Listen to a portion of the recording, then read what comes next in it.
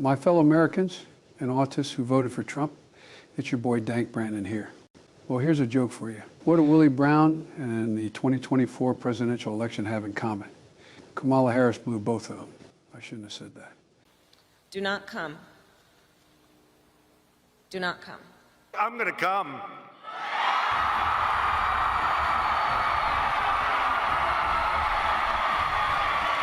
I'm sorry. No, no, no, no, no. Why?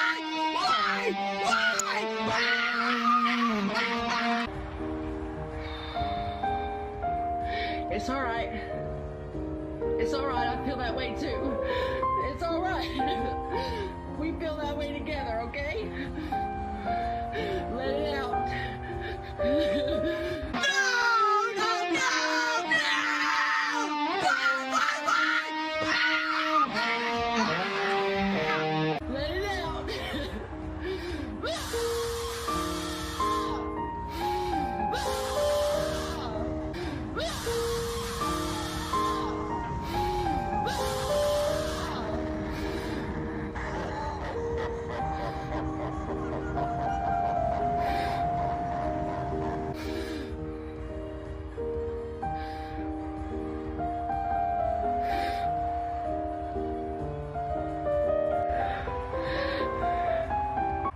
Oh, Jesus Christ! I'm so pissed off!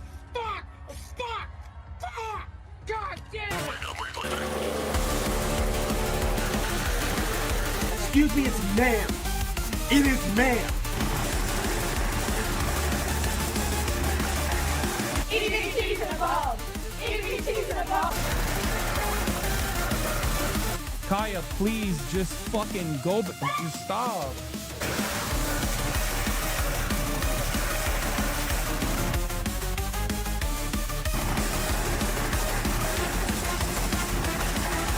You deserve whatever suffering could. If you are a Republican and try to start any of that kind of nonsense with me in person, you will lose your life. And just now, Elon Musk did a German World War II salute. Last night, I was at Benihana with my girlfriend, and the server said, "What about you, sir? What would you like?" My girlfriend, God bless her heart, steps in, says, "Actually, that's ma'am."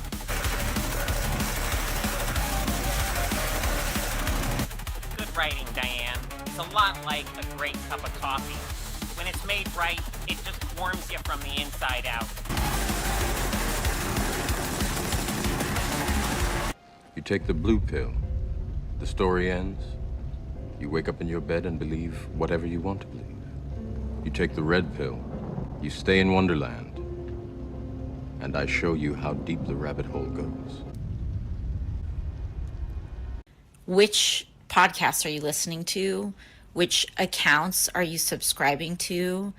I'm interested, like genuinely. We'll give you a moment to do some introductions, but before we do that, guys, hoist them if you got them. Let's give a toast to the inauguration of our 47th president. In fact, what may soon become the God Emperor, Donald J. Trump. Throw him back, gang. Cheers. Cheers. Cheers. Yeah. Sorry about you being Canadian, Vec. Silent Hill F was made for women. That's why Airbag likes it so much. True. And I see you, Hypno. Hypno says that's gay. Smash AT. What the fuck? I mean, It's sleeping with McDuggan's body pillow. Look. This is the way I think about McDuggan's. Is I'm straight, but sometimes in Dragon Age Inquisition, I got in a relationship with one of the male characters. If you turn the lights off, you don't know what kind of hole it is. It doesn't matter. You just shut the lights off, and everyone's the same. True. I think Jay just got a clip right there. Well, Jay, she's a prized urinalist. Oh, is she? Well, I mean, she hasn't won any awards, but she's been nominated. So... like Yote. Mm-hmm. Perfect. Yes. Perfect. She's the Yote of journalism. Of journalism, indeed. Woke, gay, and doesn't win shit. Excellent. Anyway, thank you, Destructive Disc, by the way. I appreciate you. And I appreciate everybody.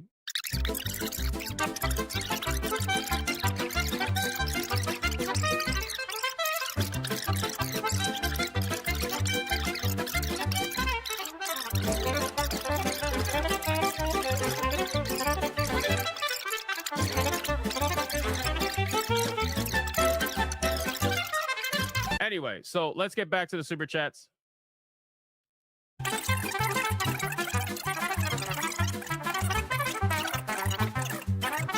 So let me see. We got JayViper with a 2. I never. I didn't even see this super. I didn't even read the super chat. I'm over here fucking going off right now, and this super chat is on screen the entire time. Holy shit! This is the best $2 you ever spent. This shit's up the entire time. Yeah, this is your pile of poop face moment, like Jaffe. That is great. People are rising up, the legends here tonight. Crowd going wild under bright pixel lights. His blue eyes are glowing and he's always ready to fight. He's got the killer skills to make the woke completely combust in flames. Throws down the hard truth bombs they hate, but the base trust his game. Keeper, commander, relieve mouse clicks precise in his command. He plays the field like a pro and leaves every opponent on reprimand. Heartbeats racing fast, the screens are lighting up and glowing wild. Legend fully loading, no one's ever gonna slow him down. Our king's on the throne now, wearing the ultimate crown. JayViper is awesome, so awesome. He's so good looking, it's true. Crowds in total love, wear it all. Hearts all shaking hard, keep shaking. Go Jay, go Jay, go. He's unstoppable, unstoppable. King of the game, no doubt, no doubt. Viper's ruling now, let's shout. JayViper, JayViper, hands up. Yeah, he's phenomenal. How is this possible? Blue eyes shining bright like a vast endless pixel sky at night. Gaming reflexes razor sharp, his instincts never miss the fight. He's the ultimate joystick legend, mastering every single controller. Keyboard king, reigning supreme, every move of nation. JayViper is awesome, so awesome. He's so good looking, it's true. Crowds in total love, wear it all. Hearts all shaking hard, keep shaking. Go Jay, go Jay, go. He's unstoppable, unstoppable. King of the game, no doubt, no doubt. Viper's ruling now, let's shout. JayViper, JayViper, hands up. Yeah, he's phenomenal, phenomenal. From shooters to RPG campaigns, he dominates every game. Tweets go viral, woke rage rising, bosses slayed. He beat the game.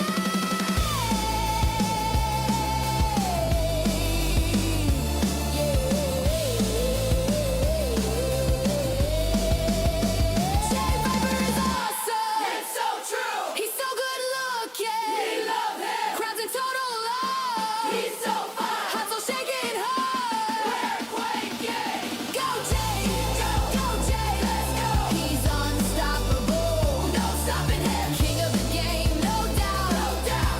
Viper's ruling now. We need JayViper, JayViper, JayViper, JayViper. JayViper is so freaking awesome.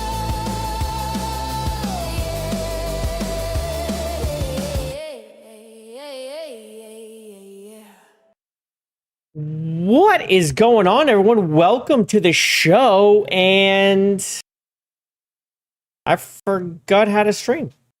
Have a good night, everybody.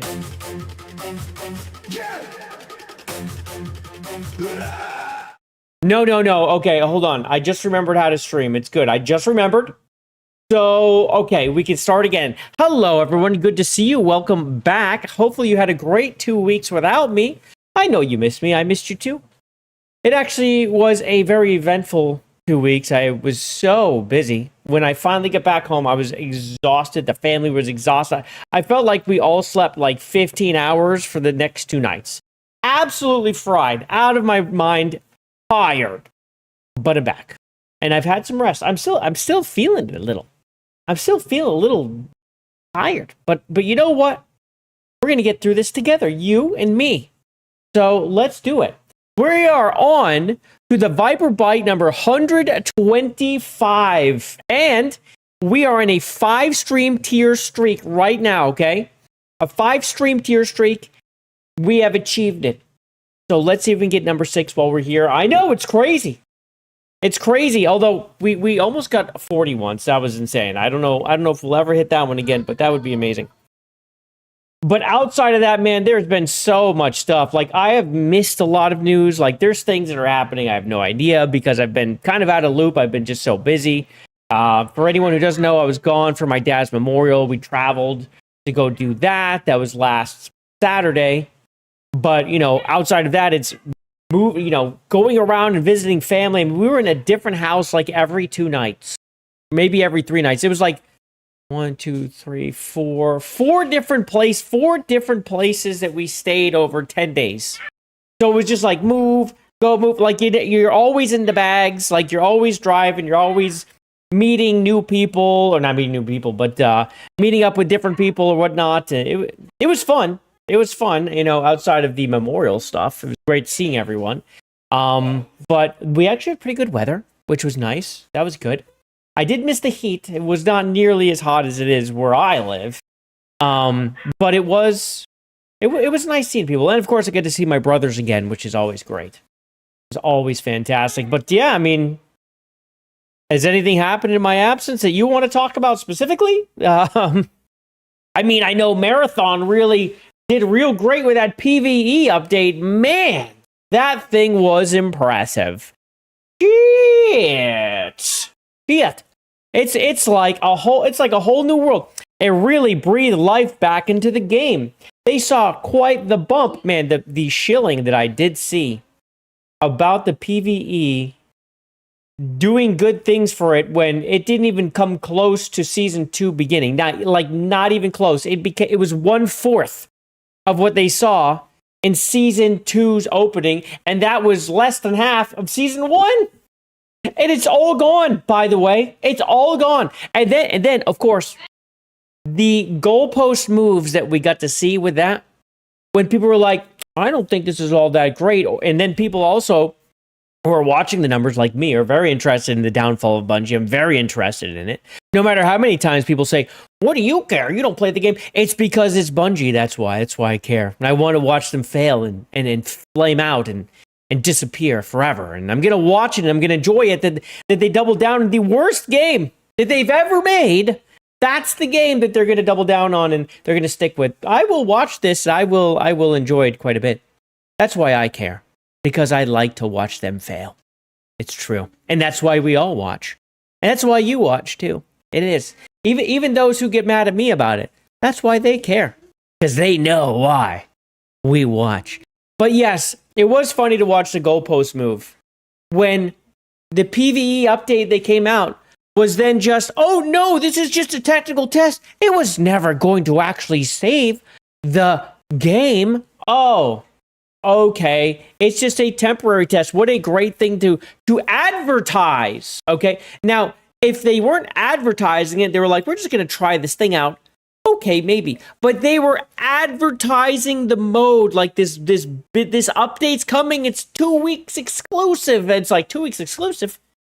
This is advertisement, my friends.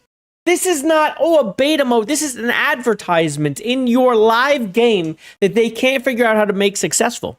And then people are like, no. They want to see how it is for season 3 because then it will be implemented. Yes. And then when season 3 is a failure, what is going to be the goalpost move then? Well, Season 3 was never going to save the game because the game sucks.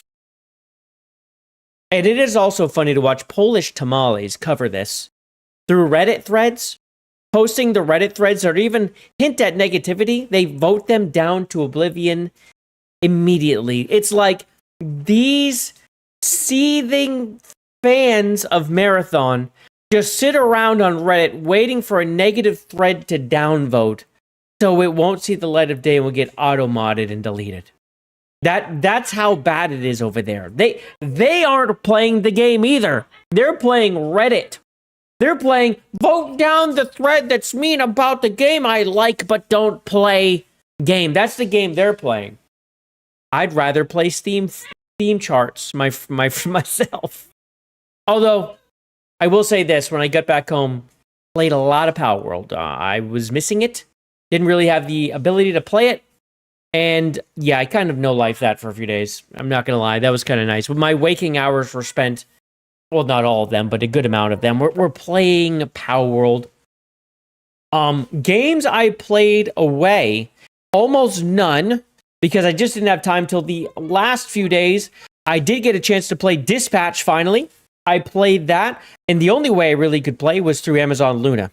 And let me tell you, the experience was not bad. I was actually appreciative of it existing, although not preferable. Not preferable. I mean, there were some stutters and things like that, and I also want to at least have the game on my hard drive, so like if it doesn't run right, it's my fault. Whereas it crashed once. It had some hard stutters a few times, but for the most part, it ran really well. And then the game that surprised me the most was I started playing Indiana Jones and the Great Circle just to check it out. It ran great. I was like, what the hell is this? This runs fantastic on Luna. It's a cloud play. Now, I will say this. Luna seems to be much better than the Xbox cloud play shit. If any of you have ever tried out Xbox cloud play, it's horrible.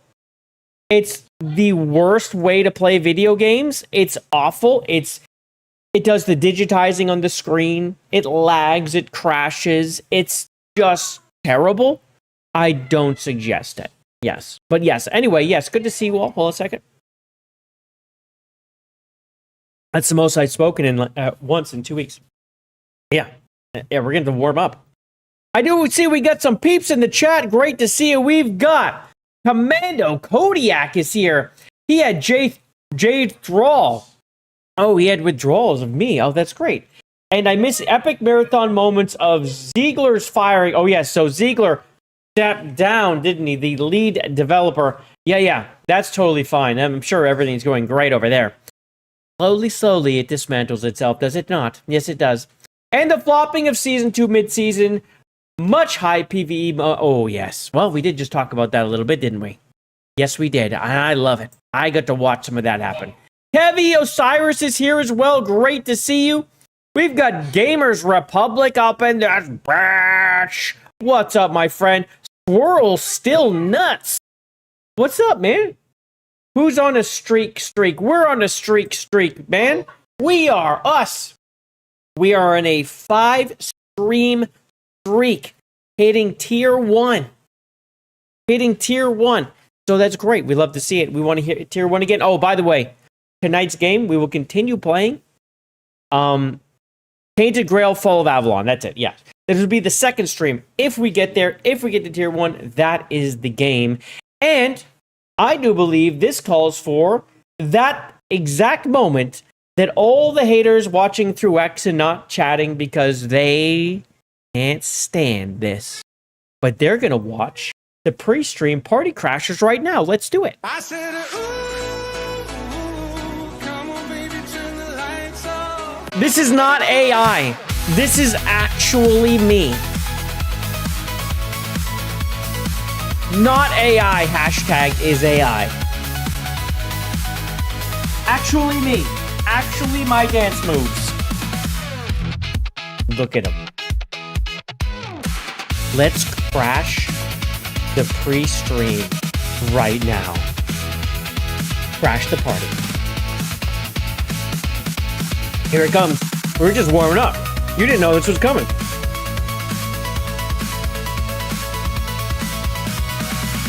Woo, look at those hips. They just twist when they want to.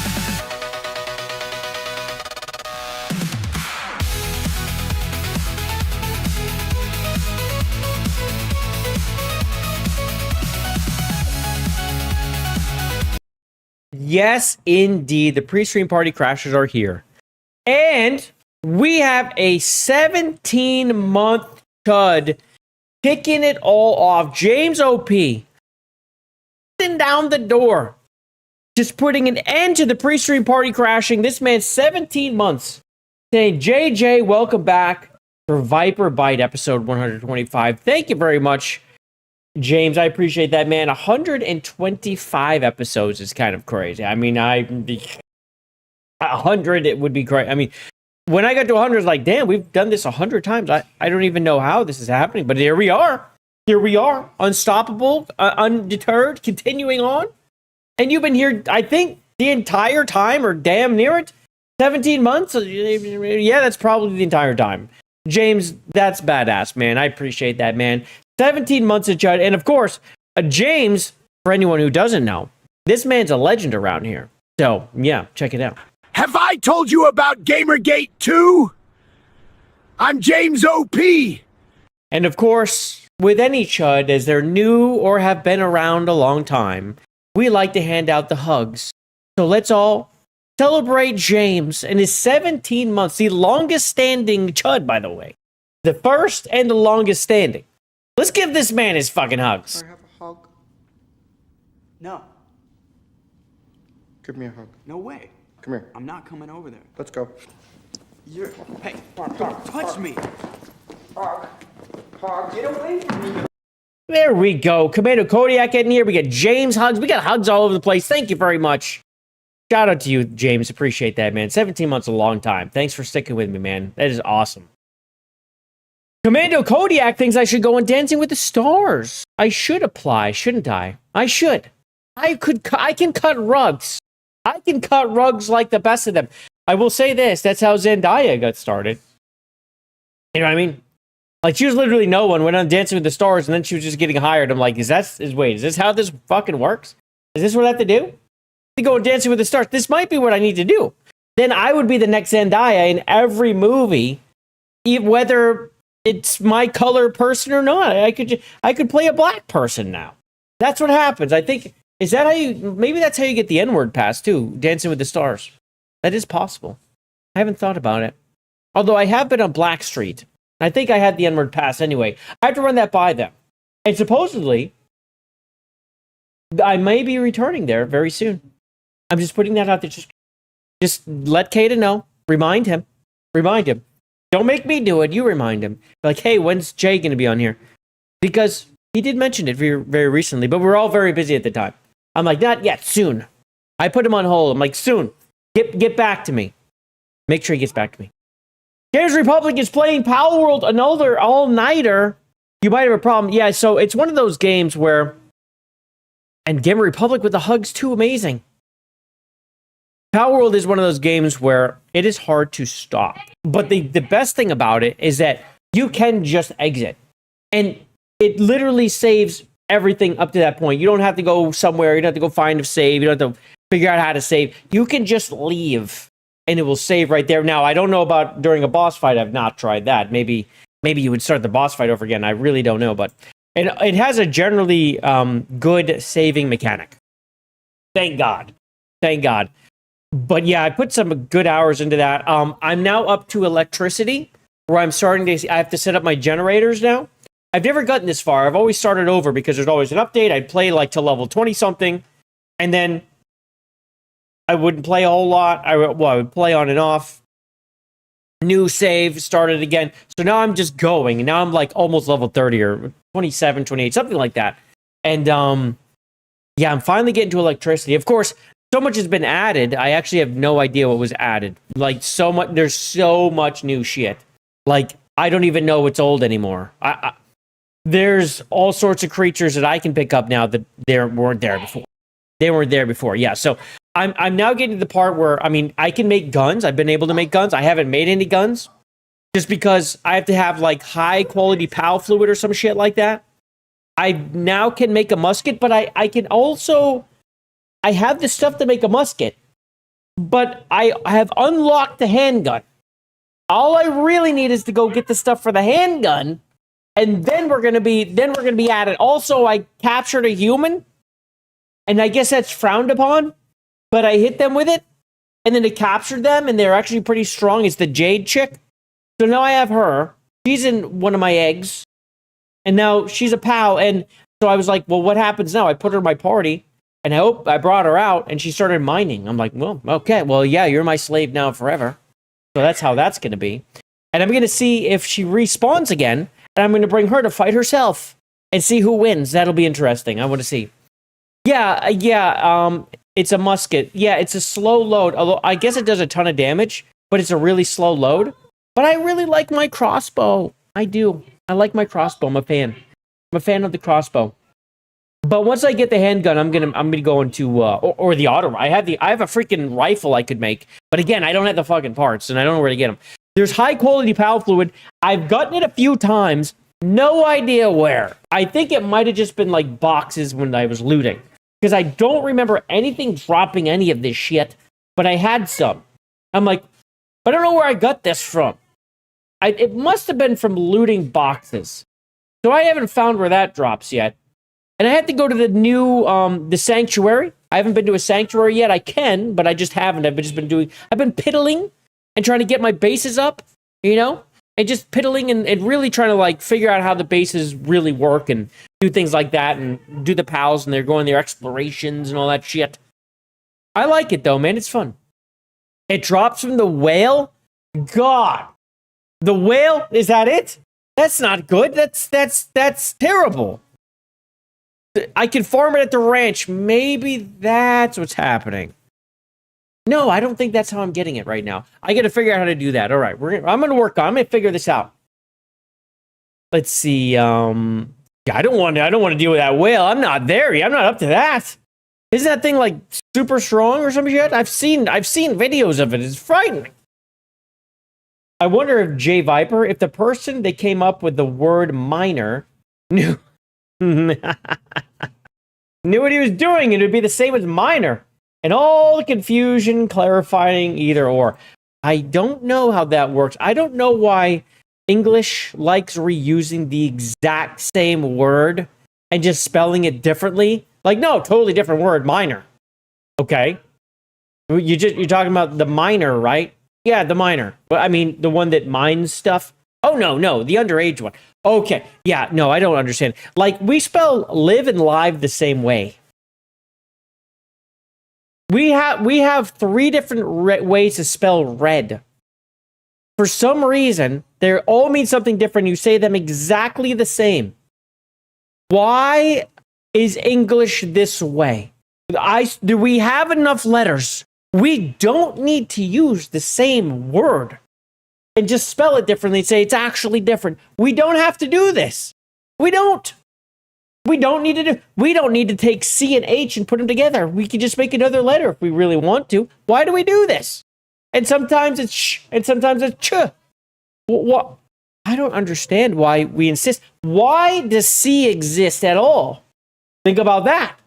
It does K and S sounds. We don't need it. What, we need it to smash it up against H for ch?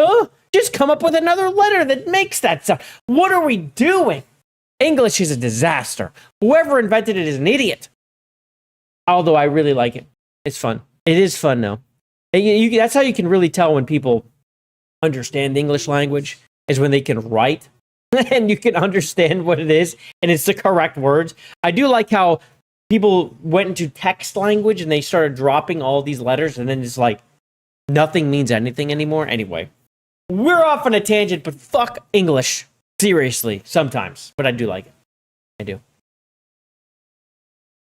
What's up, Toxic? Good to see you, man. Long time no see. Women like hooking up with minors. Yes. Well, yeah, well, they're dirty. And minors make good money. They do. A miner does make good money. The mining kind that mine with it. Yeah, we need a new word for that. We need a new word for that. We do. I don't like it. Now that you brought it up, I wasn't even thinking about it. I don't like it. I don't like it. You glad we don't spell jail as gowl anymore? Wait, did we do this? Jesus Christ. What is English even? Have you ever seen the skits where the guy's like, hey, spell this, and the guy spells it wrong? He's like, no, because it says aid is A-D-E. Aid. He's like, all right, now spell aid, A-D-E. No, because it's aid, A-I-D. Shit like that. That shit cracks me up because English is a fucking disaster. It is. And I'm not going to let it off the hook. We are a mess. There's all these rules, and then there's all these rule breakings. It's like, okay, well then why are there rules at all? Why are there rules at all? Asher Sharma doesn't know. No, she doesn't. But while we're here, I do believe it's time to get into the topics. Ladies and gentlemen, the Cracker Barrel woke-ass, dumbass CEO, Julie Massino, is stepping down because she basically sank the entire company by doing this. Remember this? Even though they rolled it back too late, everyone was fucking pissed. And they spent so much money on this for no reason. I mean, look at this. Is this a face you would trust your company to? But they put her in there. Are you kidding? They deserved everything that was coming with them when you vote this person as CEO. What are you thinking? What in the hell are you thinking? Yeah, don't worry, guys. We still have the rocking chair. Shut your mouth. Shut your whore-ass mouth. We've seen the remake. The remake looks terrible. You go inside a Cracker Barrel. It doesn't look like Cracker Barrel anymore. Anyway. So, yeah, criticism from consumers over the restaurant's modernization push has forced her out because she's an idiot and doesn't know what the hell Cracker Barrel is all about. Goodbye, nose. Goodbye. With that being said, that was a win for the Chuds and for anyone of any common goddamn sense. The Chuds have taken an L. A pretty big one. A pretty big one. We have to admit it. We were defeated in the box office very recently. The Odyssey is a smash hit. Smash fucking hit. I don't know why it looks so stupid. The acting is so... Every single actual real clip I see of this, it's me going, what the fuck is this acting? Like, I just think it's just one of those movies where it's shot really well, right? Like the angles, the colors, it's that part's cool. And it just tricks everyone into thinking the movie's actually good when the movie's looked pretty fucking lame.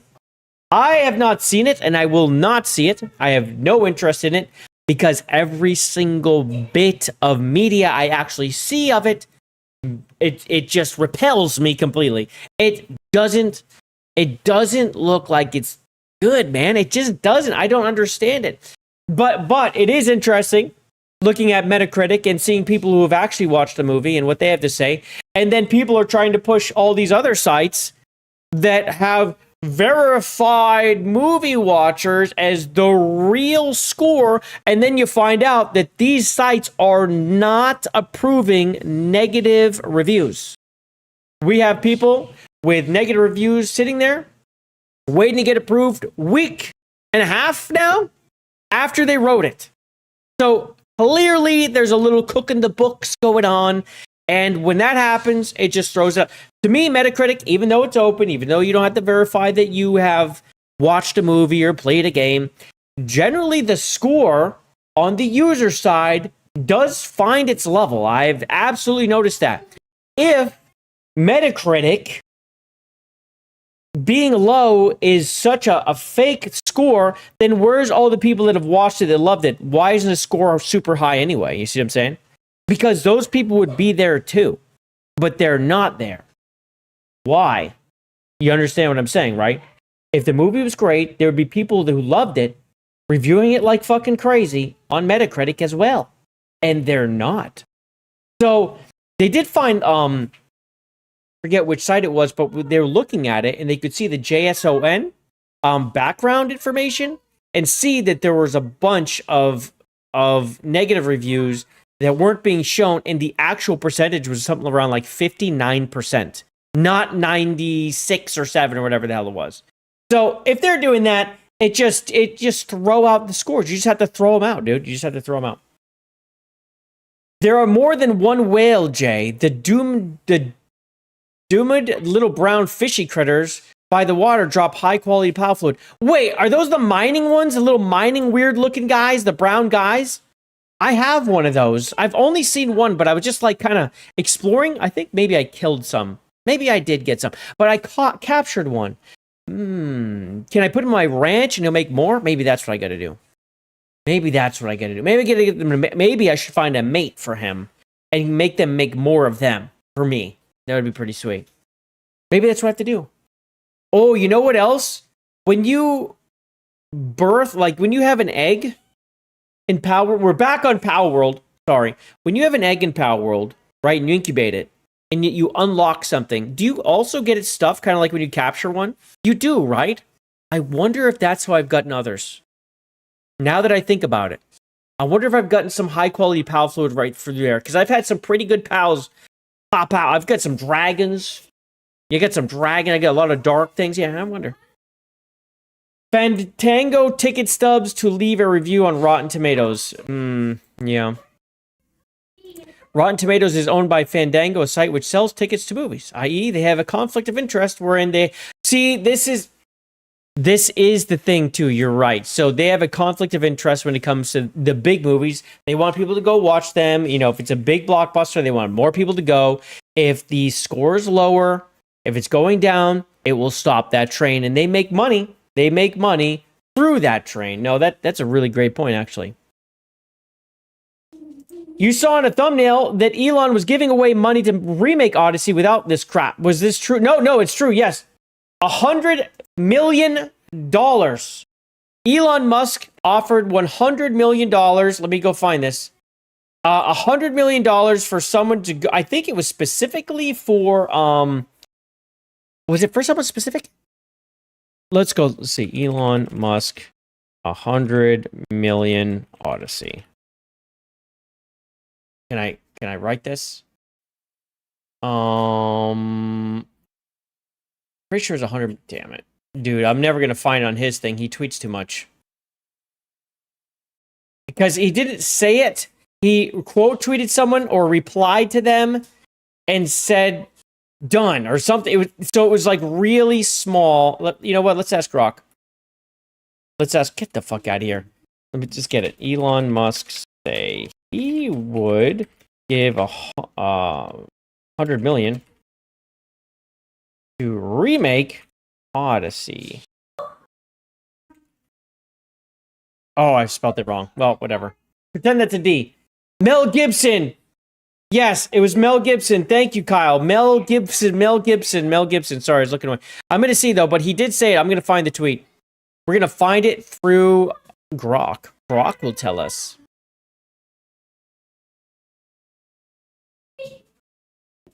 Well, I don't know what that is, but we'll deal with that, I think. Did Elon? Yes, Yesk for Musk. Yesk in July. Yesk in July. Let's see. Wait, give me the fucking link, you dick. God. Well, give me the link to the tweet. Like, it's pretty clear. I'm asking for this.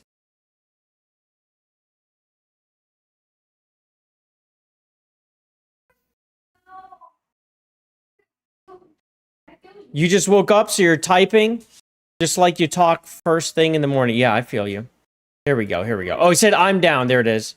So, John Carter said, I want Elon Musk to give Mel Gibson $100 million to film an Odyssey adaptation with painstakingly historically accurate ships, armor, weapons, and casting, with all dialogue taken straight from the original poem and delivered in Homeric Greek.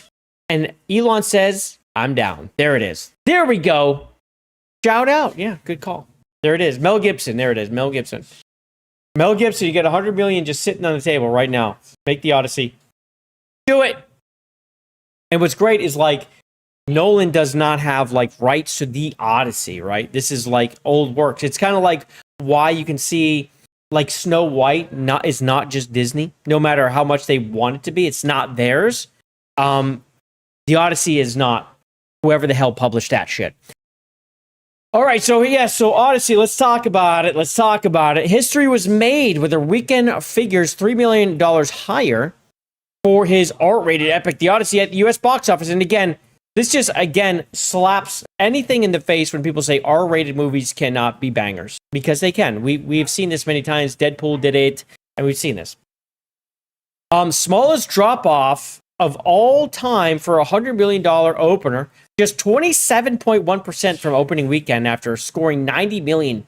That is kind of crazy. Only 27% drop-off is pretty crazy. I thought it would see a bigger drop. I didn't think it would drop off the face of the earth, but I thought it would be a substantial drop, like a normal drop. But it really held pretty strong, which is pretty crazy.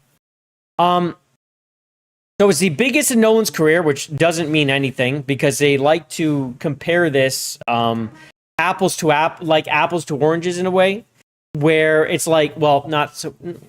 It's kind of apples to apples, but not. It's like inflation's a thing, and you always see like people adjust for inflation because it makes some sense. But at the same time, numbers always go up. It's like when they finally beat Star Wars. It took how long to beat Star Wars? Right? George Lucas had that money. He like was proud of that, like being the biggest opener. And then he got it back later with other Star Wars, but he lost it to like the Titanic or some shit. Finally. Right? But it was inflation that did it. Right? Inflation did it. In any case, they're leaving out inflation here as much as they want. They keep doing it, which is whatever they can. Number 2 biggest ever for R-rated films, which is pretty cool. And number 3 biggest ever for any July release. Okay. Higher than Oppenheimer opening weekend. This guy's very fucking excited. Holy shit. Biggest second 3-day weeks in Nolan's career. Okay, we get The Odyssey. We get 90 million there. With the 27, this is the drop-off. Dark Knight had 52% drop-off. 75 million, though. Jesus. But again, when we look at Dark Knight Rises, adjust for inflation. These are more. These are much more, actually. Not to mention that now, with all the IMAX theaters, and this thing being an IMAX movie, these are high-dollar tickets. Really high-dollar tickets, okay? So that's even, it's like, I like seeing the money thing, but I would really like to know butts and seats. I want to know butts and seats for movies because the money thing does it. The butts and seats is always the same. Like with video games. Okay, the money's very interesting. The players engage. I guess I want to know butts and seats. How many tickets did you sell? How many games did you sell? Numbers. Okay, I like the money. That's cool. But I want to know the butts and seats. Yeah, and Oppenheimer was 46 million. Inception, now to me, Inception is the best Nolan movie. It just is. It's the best one. Sorry. You know, Dark Knight, great. I liked Inception. That is my favorite. It's my favorite. And then the biggest second 3-day weekends ever for R-rated films, Deadpool and Wolverine. Yeah, okay. Odyssey, 90 million. So Deadpool and Wolverine did massive. No, I forgot the numbers that did. Jesus Christ. American Sniper. It. Deadpool. Man, look at Ryan Reynolds. Look at this guy owning the box office. Jesus. Biggest 3-day weekend of all. Okay, we can't just do this forever. Okay, biggest second 3-day weekends of all time. The Force Awakens. You see what I'm saying? This is not a good movie, man. You know what I'm saying? We're sharing space. The biggest one was Force Awakens, bro. That was not a good movie, bro. It was not a good movie. But then we're talking Infinity War and Endgame. These are rightfully in there. Black Panther. I'm surprised this is up here. Holy fuck. Force Awakens. It's just like, it just kind of tells me people just like, wee, and they just go to a movie. I swear to God. Jurassic World, which is, I thought the first Jurassic World was pretty good. The Avengers, I mean, these make sense. Inside Out 2, that was great. Deadpool, Wolverine, Barbie, Super Mario Brothers movie, that was so good. I mean, Beauty and the Beast, The Odyssey's down here, and Top Gun Maverick, dude, yeah, that was actually freaking fantastic. Frozen 2, I didn't see that. Spider-Man, No Way Home, did I see that one? I don't remember. No, not in theaters, no. But anyway, there we go. The Chuds took an L. We just have to admit it. But here's the thing. This is how they have to do it. They have to do it through deceptive marketing tactics. They have to do it by basically taking a well-known IP from a huge movie back in the day that people already love and the people are already they're going to go see this anyway. Like, this could be made by pretty much fucking anyone. Nolan's name is attached. So that's automatically, you know, more people will see it. So it won't matter. He takes all the woke shit and puts it in there. Takes a fucking trans and makes her play a fucking dude in the movie. You're switching out Joan of Arc, whatever. We're switching her out. We know what they're doing. We know what they're doing, but you know, it was going to be a win, but it looks like it's a big one. Looks like it's a fucking big one.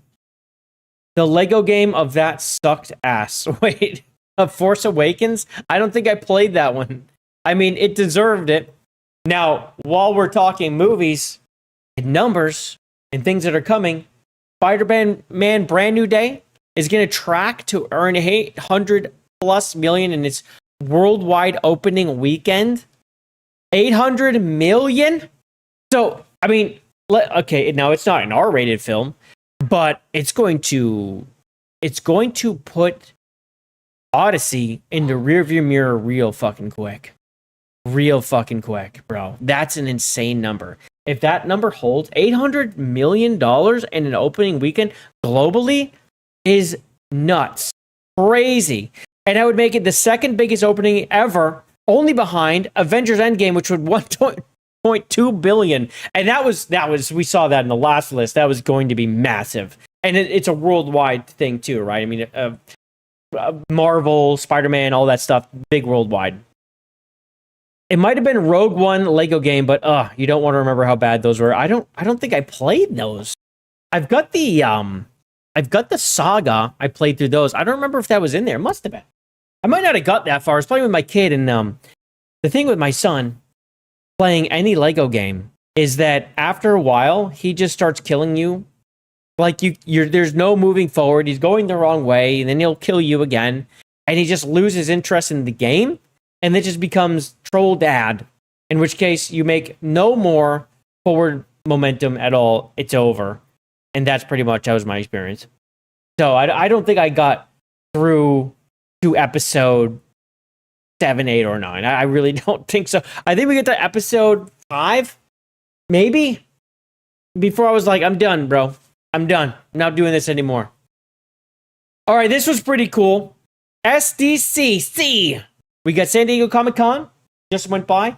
This from our friend Smash JT, who was in the audience. Well, I heard he was going to be in the Spaceballs 2 audience. Then I saw Rick Moranis was there, which was very cool.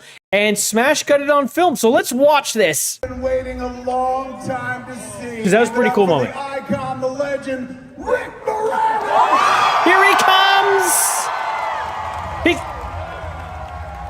Oh. No, he was just walking with us. Rick Moranis.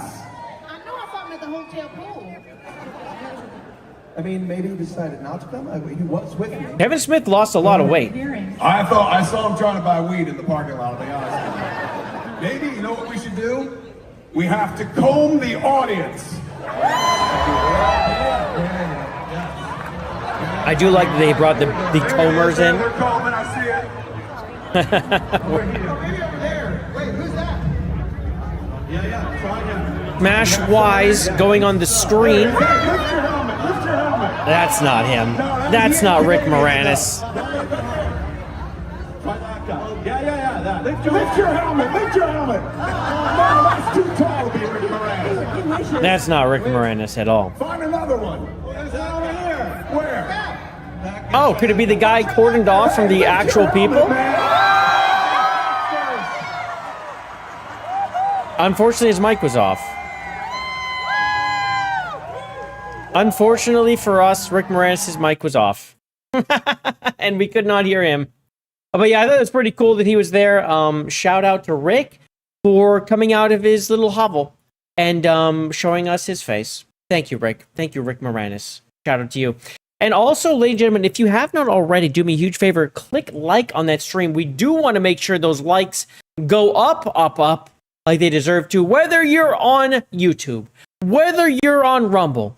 And we are also live on X.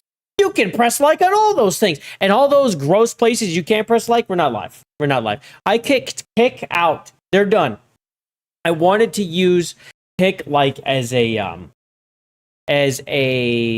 basically a VOD to just save my VODs, but it deletes VODs every 7 days now. It's not worth it. So I'm like, fuck that. But you get to keep them for a whole 30 days if you're a partnered streamer or something. 30 days?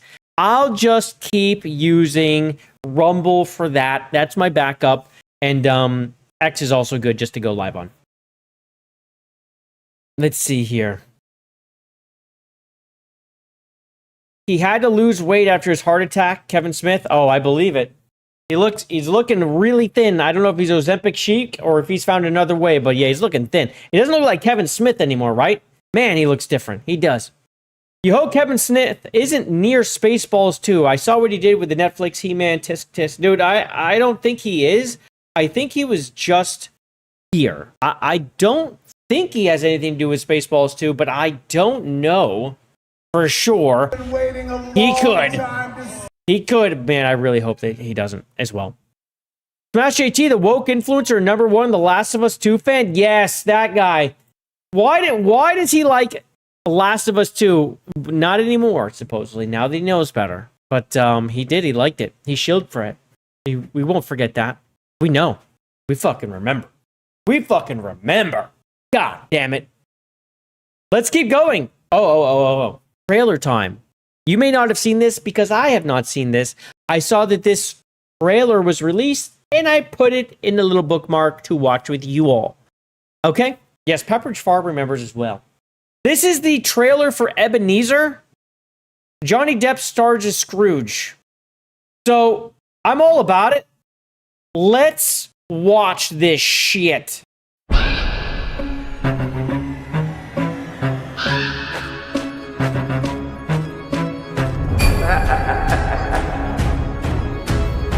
He brought us Jack Sparrow. Edward Scissorhands. And the Mad Hatter. It's a terrible movie. I don't think he needs this entrance. The Master of Misfits returns. Johnny Depp. Oh. I'm in. I'm fucking in. I'm in. I'm sorry, but I'm in immediately. Yes, it's true. I'm like that. Big fan. Big, huge fan. Mr. Scrooge. This should be good, though. He'll play that part really well, I think.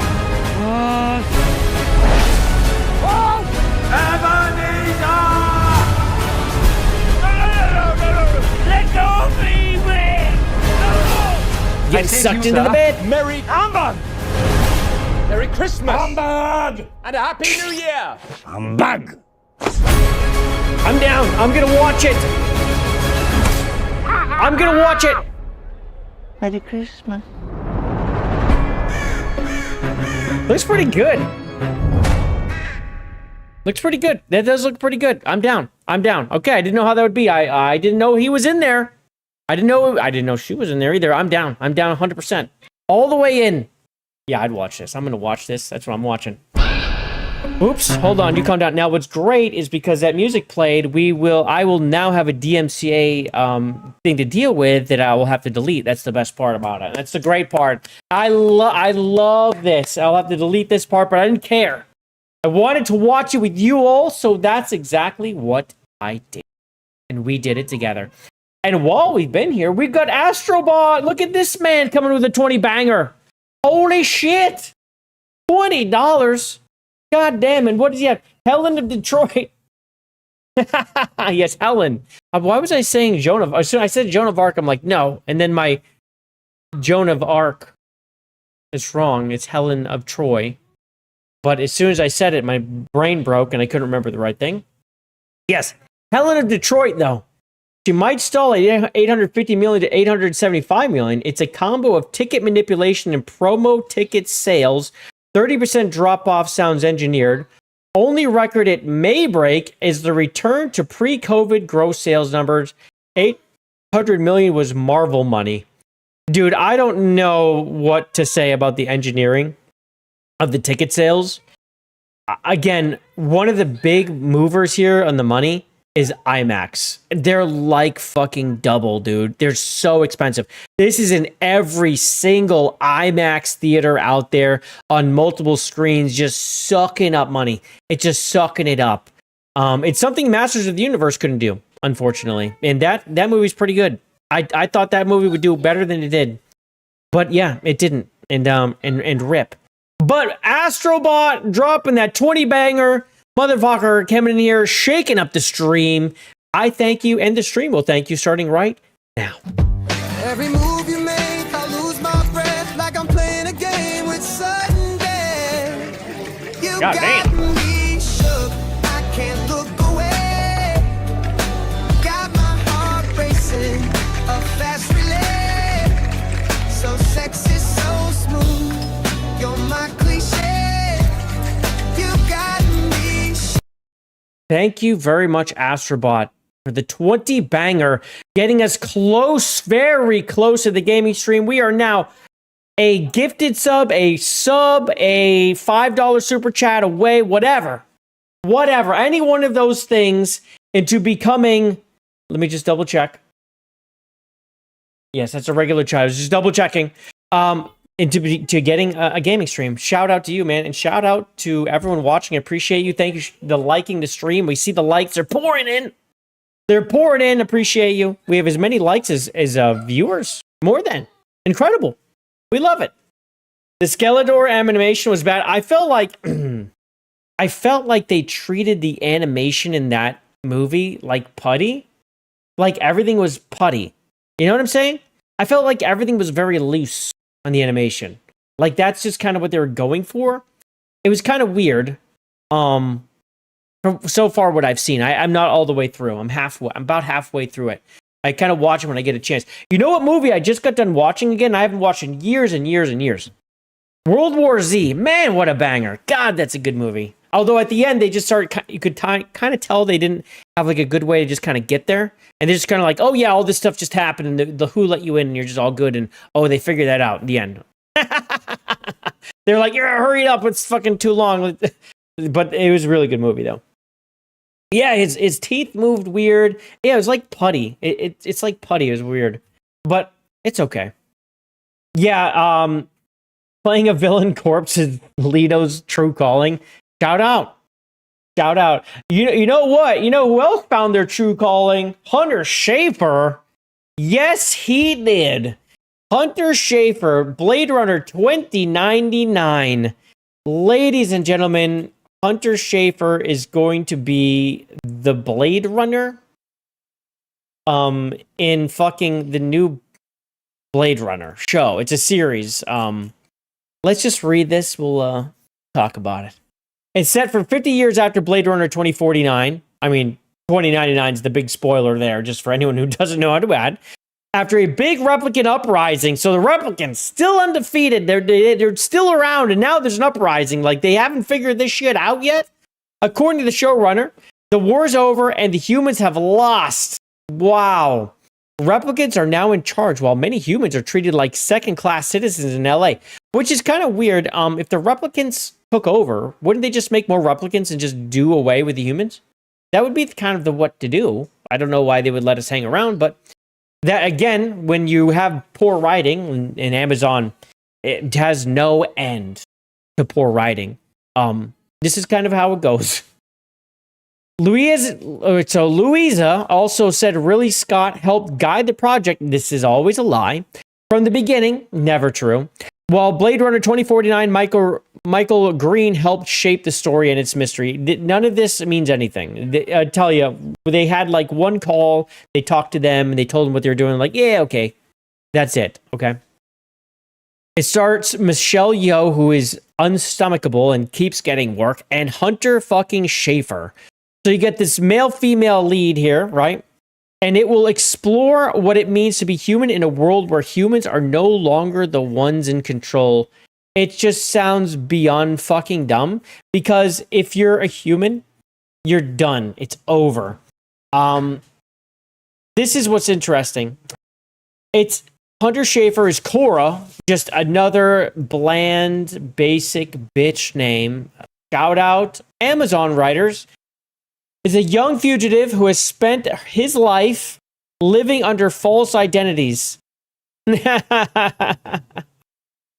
the fuck? Cora is a young fugitive who spent his life living under false identities. When he assumes the identity of a Blade Runner for one final mission, he becomes entangled in a conspiracy that could change the future. It's a dude pretending to be a fucking replicant that's some kind of Blade Runner shit. It just sounds awful. Yeah, $20.99. So when you guys see it come on Amazon, you just kind of know what's waiting for you. It's again, so Hunter Schafer has like this contract with Amazon. I mean, they're in, what was that freaking thing with Sydney Sweeney? Why can't I think of the name? Anyway, it's pretty popular. Well, here he is again. Just got another gig, this time failing upwards. You know, someone who people can't stand, failing upwards. The worst part of just about every show, can't act, by the way, cannot act. This dude can't act. This is the thing. Not a good actor at all, but keeps getting work. It's mind-boggling. And of course, teamed up with Michelle Yeoh, another one who can't act. Like neither one can act. So anyway, these two horrible actors are going to be together in the same show. So if you're interested in just seeing something terrible, that'll be for you. Shout out. And just a quick PSA, ladies and gentlemen. If you use the Steam discussion forums at all, there's people right now that are basically using posts about game crashes, technical issues. Now, you see this on X too. You see this shit everywhere. But they're now targeting Steam with this, and they're tricking people into thinking that they're technical help to get them to run PowerShell commands that claim they fixed the problem, but it actually installs malware on their computer. Okay, so again, when you're on a public forum and someone has a magic fix for you that you don't know, don't do it. Don't run PowerShells. Don't do these things, okay? Just protect yourself. Protect your booty hole, for God's sakes. I would like to think that people don't fall for this shit, but the fact is they do. They fall for these things all the time. We have people that we know that fall for things. Smash JT fell for some weird-ass thing he clicked. We recently had, Scooby Pup lost her entire account. I think multiple accounts now, where she got freaking tricked more than once. So, again, if it seems like someone's trying to give you something for free and you have to click a link, or they're trying to help you if they click a link, or you have to install something, can you just not do that thing? Just don't do that thing. I appreciate that. No, he can't act, right? Hunter Schafer is D-tier actor. Awful. I cannot... Again, this is the thing with the trans. They get benefits. They do, 100%. He gets work because he's trans. If he was not trans, he would not get work. He's a horrible actor. He sure as hell shouldn't be a fucking lead for Blade Runner. Dude, cannot act. It's shocking. That alone is shocking. Then on top of that, we all know why, right? Jesus Christ. Okay, we got a game trailer, a little bit of game trailer. Now, this was a sneak peek. Undefeated, the game, okay? I saw this as like, goddamn. All right, I'm in. Check this out. We're gonna check this out in the trailer.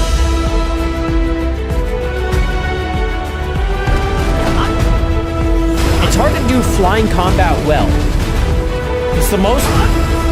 That's the biggest thing I'm interested in.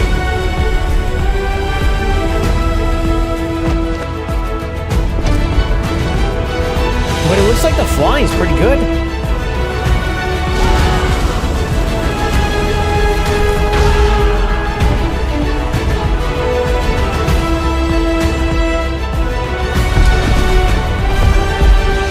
Pretty good animation too. I don't think many people are making the game. So anyway, there's that. So then I went and I found the Steam page, and I figured we'd watch the trailer. I have not watched the trailer. Oh. Well, look at this. An attractive woman. This one's a little younger. Not so much, but this one's pretty good. There's the dude. This must be him getting his powers. There's some flight.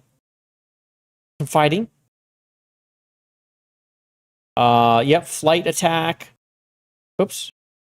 Gotta go over here. All right, so there's a story trailer. I want to check it out. I don't know what the hell the story's about. I vote to be a hero. Oh shit, it's Japanese. Oh shit, I'll help.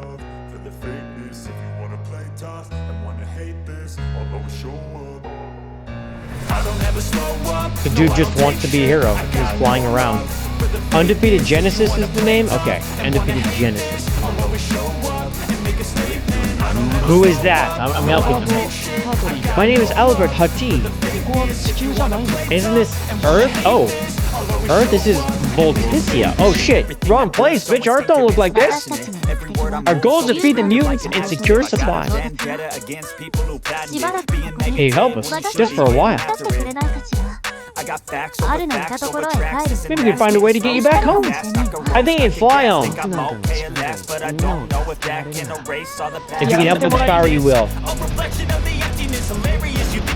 So he's lost on another planet. He's gonna help them against the mutants while he's there, and maybe they're gonna help him get him home. Oh, he's blocking your shit, yo, bro. Oh, so this is not good. This guy's not on board with him.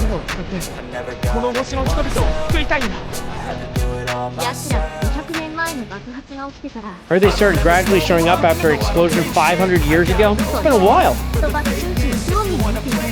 He's an elf. Are they all elves? Oh, this world's full of elves. Okay. I mean, it looks interesting. I hope it has English. Let's see if there's an English version. What's this?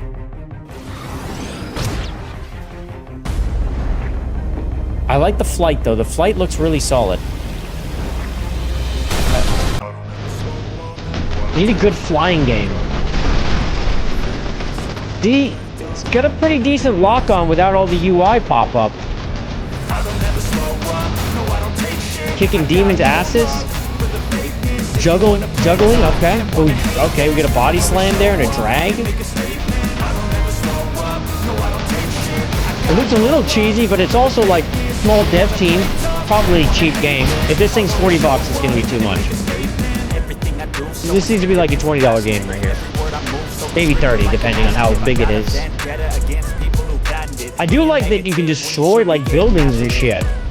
Get destructible environment. I'm sure there's select destruction. Oh, maybe it's all that purple stuff. Maybe that's what you're destroying. Undefeated Genesis. I don't know. Looks pretty interesting to me. I'm gonna add this one. I'm gonna keep an eye on this one. That's interesting. That's interesting. We're gonna close that because we know Steam likes to play. I will say this. Luminary. We talk about them once in a while. They just had a bit of a live. It's a play test, a closed play test. I tried it out. I played it for about an hour. I played it on hard, which was a mistake. I don't think it was supposed to be something people used because it was very hard to kill anything. It just took for fucking ever.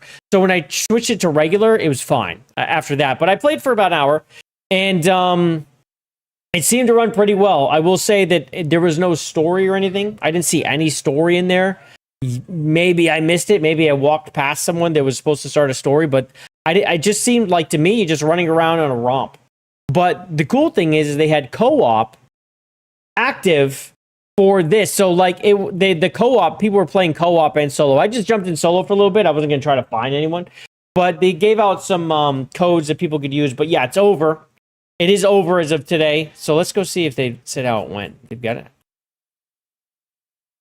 Release date reveal. Early access launches July 30th. Wait, this is not right. This is not right. It moved to August 11th. No fucking way. I swear to God it moved to August 11th. Early access launches July 30th? Okay. So a solo or co-op open world? Yeah.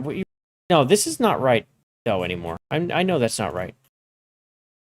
I don't think that's right. Pretty sure it's August 11th. Yeah. Yeah, officially approved Steam, August 11th. There it is. But yeah, this was their first one, then they moved it because it was busy. July 30th was busy. Anyway, so good luck to them. It's coming out, and they're getting close to launch. And I'll tell you what, it ran pretty well. I didn't have any issues running the game. None. I was in a Discord. Some people had a crash issue here or there, but for the most part, I think it ran pretty well, and people seemed to like it. And I thought it was pretty decent. There were some things to fix. I let him know. But yeah, anyway, Luminary, we talk about that once in a while. Let's keep going. Now, when we watched, I think it was Xbox Showcase or one of the showcases, and they showed off Star Wars Zero Company. It's an XCOM game, and it's more XCOM than RPG, just found out. Perfect. This is what I want. It has basically no romancing. It's just turn-based tactic at its heart. This is exactly what I want. I love me some XCOM-like games. And so this is one I was looking forward to. It's already on my wish list. So they had a they talked to one of the devs there, and they confirmed that this is basically what it's going to be. An XCOM. There are bound to be various RPG elements, specifically in progression class systems, but that's XCOM 2. Progression class system, RPG light, right? I mean, that's pretty much what it is. Narratively, mostly everything's going to be on rails, which is totally fine with me. I don't need an RPG in every game, right? I don't even really want it in this kind of game. There's no need. No romance or branching paths. Perfect. Why would there be? While we're excited about pushing the genre forward with a more cinematic approach, this is a turn-based tactic games at heart, where adept skill and strategy are needed to overcome tense combat challenges. Now, we're just going to stop there, and we're going to go and watch the trailer and remind ourselves, what is this game? Because this one I was so hyped for as soon as I saw it, dude. You want to fight? Pretty much right there when I saw them get in cover and shoot, I said, oh, this is the game for me. They made this for me. A Star Wars XCOM? Yes. Intelligence was just briefed on reports of a separatist fleet massing in the Serralona system. Then we need to make our move. You got someone? Zero Company.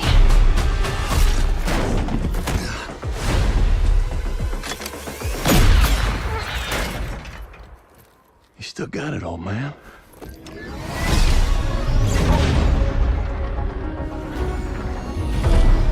What do you got for me, Bennick? It's definitely even got like the animation type from XCOM. Coil's been spotted meeting with local gangsters. Get down there, find out what they're up to. But please. It is interesting they go more cinematic. XCOM was not very cinematic. Show me contact. 55%, got him. My team's got a contract to put an end to Fathom's plans. Yeah, I'm super interested in this game, man. I love like the Star Wars universe. It's just so gay lately. I need something good to come out of it, man.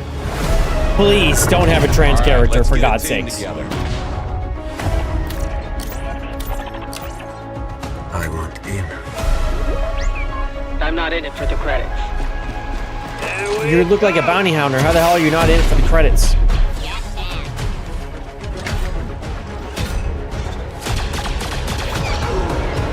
Well, that's not good. That's bad. He was a good Oh, operator. they died. Oh. He knew the risks. Oh, this is kind of cool. Wait, so when your operators die, they go somewhere and you can see their hollow of them? That's kind of He knew the cool. risks. That's what it looks like to me. The circle must be closed. I don't think I've seen this trailer. Yeah, permadeath. These kinds of games are always permadeath, dude. So you'll have all sorts of Jedi as you go through. You'll lose them, gain them. And I really like that about these types of games. Every choice counts because they can fucking die. That's why. We work with all kinds of folks. Ex-separatists. Ex-noble. The HK-47 droid, you get them on your team? Maybe. And we're I wouldn't doubt better if you can capture them and get them. We're almost there. We just gotta finish this job. Get a bounty hunter droid. Unlock them. It looks pretty solid, dude. It looks like an actually good Star Wars game. Uh-oh. We gotta fight him? Shit. Wait, was he was General he was General Skywalker at that point, so we won't have to fight him. Okay, unless he's turning right then. Is EA making this or Firaxis? It is being made by Bit Reactor EA. So EA is the publisher and Bit Reactor's making it. But it I mean, from what I've seen so far, from what I have seen, it looks like they're doing an all right job. We'll see what the actual missions look like, you know, when you're playing them. But I'm interested in it, 1, because XCOM, 2, because Star Wars, but 3, because it actually looks like it's decent. It doesn't look like a thrown together piece of junk. You know what I'm saying? Anyway, so this is one that's on my wish list. It's coming out August 27th, so we're less than a month away, or we are literally exactly a month away. I'm buying it day 1, as long as it looks like it's going to be doing pretty solid. I'm buying it day fucking 1. Hopefully it's not as tough as XCOM. Stupid percentage or enemies screwed me up. So XCOM is about getting positional on people, right? Holding them off, being smart, going into like Overwatch or staying tucked in until you can get good position on someone if you can. XCOM 2, harder than XCOM because they made it because they know people like the turtle, and they will fucking drop dudes on you. You'll go do something and it turns into a monster, and now the monster's in between all your guys. Now you're running every direction. Yeah. So yeah. It was harder for sure. They had some really they literally made enemies to fight against people's styles. It was pretty smart. Star Wars needs far more gay characters. I mean, if they know what's good for them, right? I mean, if they need the ESG scores, man, to survive? Yes. Yeah, XCOM 2 was super, super challenging. I loved it, though. I loved XCOM 2. I liked the story, like the actual, the way the story played out. The way it started was dumb. Again, it was the humans lost, but they're still all alive. It's literally what they're doing with fucking Blade Runner. God damn it. It's the same. Now they say. It's the same. But the way that you took back the Earth basically was really neat. And then they added the DLC that made it so like those 3 head honchos, you had to deal with them. Anyway, I thought it was pretty good. I really liked it. But hey, not everything's positive around here. Let's stop being nice.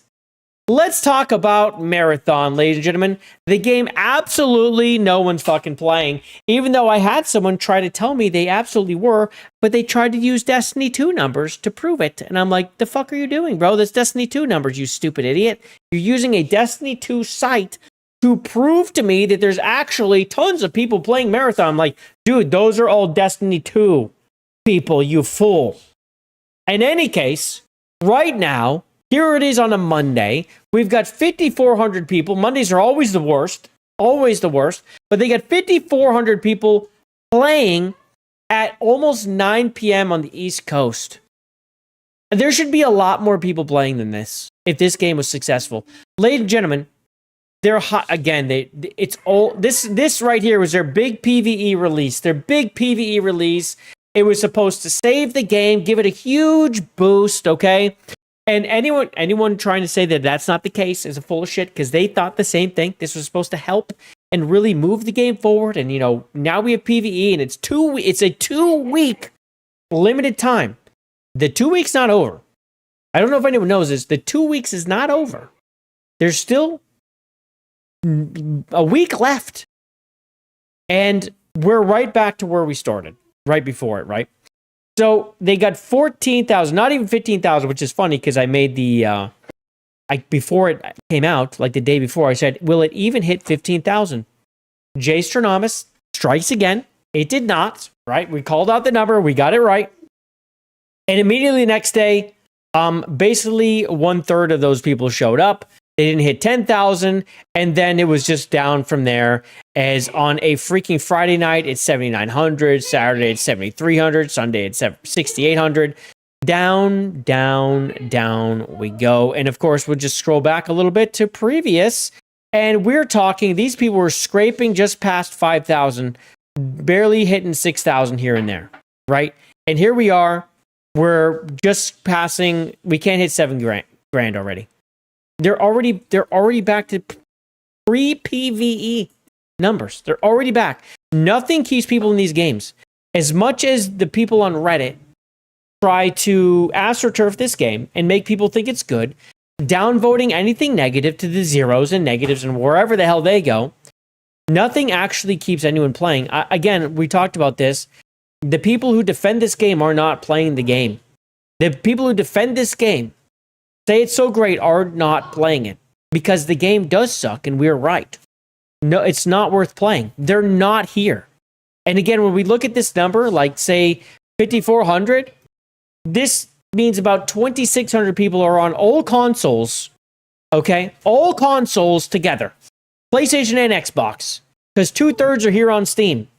Ladies and gentlemen, this thing has 8,000 people playing it across everything right now. That's where Marathon is. And that's where Marathon will continue to go down to.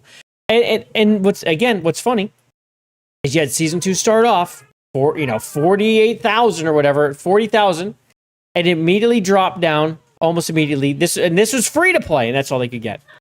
As soon as free to play was over, we were right back to pre-season 2 numbers. But we were told that pre-season 2 numbers were only that way because, of course, they are. Because it's the end of the season, you jerk. Oh, okay. Why was it that just weeks later we're right back? Literally right back, okay? Yeah, so anyway, nothing's going to save this game. It's just a ticking time bomb. I don't know when they're going to close it down. I hope they don't. I hope they just continually leave it open and throwing developers behind it and just spending loads and loads of money while they're draining themselves of their overhead and killing themselves while Bungie just leaks money. Sony leaks money. It's just a great way to let this company die because that's exactly what they deserve. That's exactly what they deserve, is to fail. And they are well on their way. That's for goddamn sure. Just wait till season 5, dude. I can't wait till season 5. So my prediction still remains where it is. I think they go free to play for season 3, and season 4 is its last season. This is where I've been for quite a while. That has been my timeline for months. That's what I think is going to happen, and I keep an eye on it because, even though I don't play it and I have no life, I guess, I do it because I enjoy watching Bungie fail. And I want to watch it, and it interests me because they deserve it. They do. You want to abandon your player base and string them along for years. And I watched you do it. Well, now I will watch you. Now I will watch you again as you fail because you basically put yourself in the seat. Can't wait. The sawtooth machete chart. Oh, it's so good, isn't it? Except it gets smaller and smaller. Yeah. It might be more of a steak knife. It does have this little canine in here. Yeah. Every once in a while, you'll see one of those in the marathon. They don't last long, though. It's just usually one. It's usually not many. But ladies and gentlemen, just to let you know, we are $5 away from a gaming stream. If anyone wants to become a sub, renew their subs, gift a sub, or $5 super chat, we will unlock a gaming stream. And we're doing Tainted Grail Fall of Avalon tonight. I would love to do it. What I would not love is for this to continue. For fuck's sake, Gorilla. Gorilla could not help they themselves today, ladies and gentlemen. From our home in the heart of Amsterdam, we're celebrating World Pride because Pride Month wasn't enough. But now it's World Pride. They're going to celebrate that with Pride. Of course, they're using her. We're proud to stand alongside our developers, players, and the wider LGBT community this week and every week. Wishing safe, meaningful, and happy Pride. Dude, get the fuck out of here. So this art was made by their senior concept artist, okay, Eleni, who is trans. There it is. Of course, it's her, right? Yeah. So this, of course, comments off, right? The comments are off. So surprising that they have the balls to put the comments off. That's crazy. Let's see. No? Okay. Well, let's go into the quote tweets then. Let's go see how that's doing.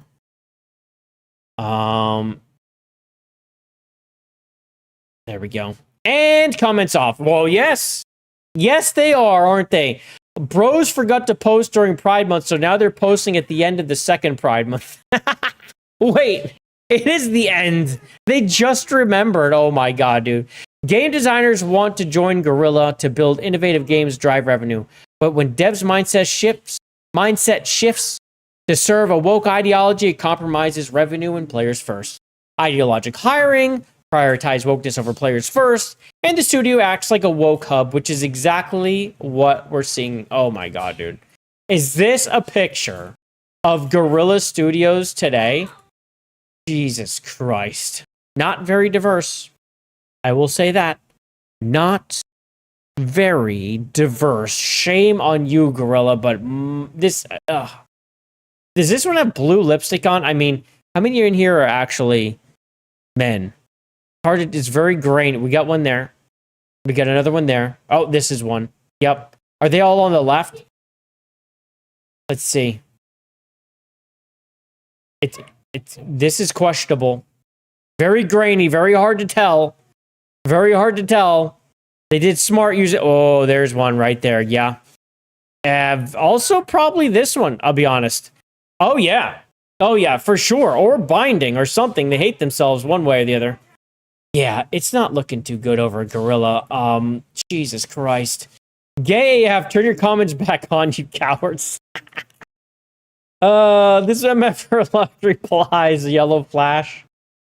Jesus Christ. Yup, he sure did.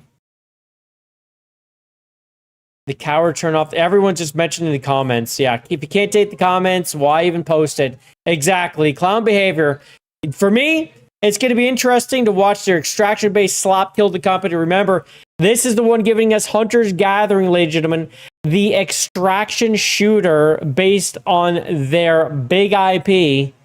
It's going to be terrible. And what was really great about it is their reveal CGI absolutely had AI all through it. They used AI to animate that thing, and people, they couldn't take the truth. You could see floating pieces all over the place, all over. You go through, and there's an arm. There's an arm hanging up here. There's an arm over there, a leg, an extra head. And people are like, those are smear frames. I'm like, dude, no, they're not. Because the chick is running, right? She's running. And you see her from the back like this. And she jumps, and then there's just a hand. You can't see her hand. There's nothing to smear. You're watching her from the back. There's no hand. And then she jumps, and there's a hand floating midair.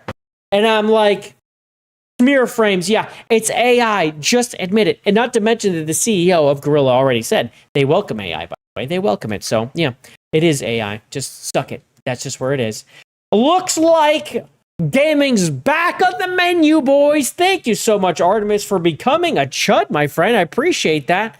This guy is making it so the gaming stream happens, and everyone appreciates that because we love the gaming streams. Not to mention, I really, really, really want to play more Tainted Grail, my friend. Yes, I appreciate you. And with that, it's time for your hug, so open your arms. Could I have a hug? No. Give me a hug. No way. Come here. I'm not coming over there. Let's go. Hey, don't touch me. Hug. Get away from me. Drop them hugs, ladies and gentlemen. No struggle bus video today, Kyle. We made tier 1, and we're only about halfway through.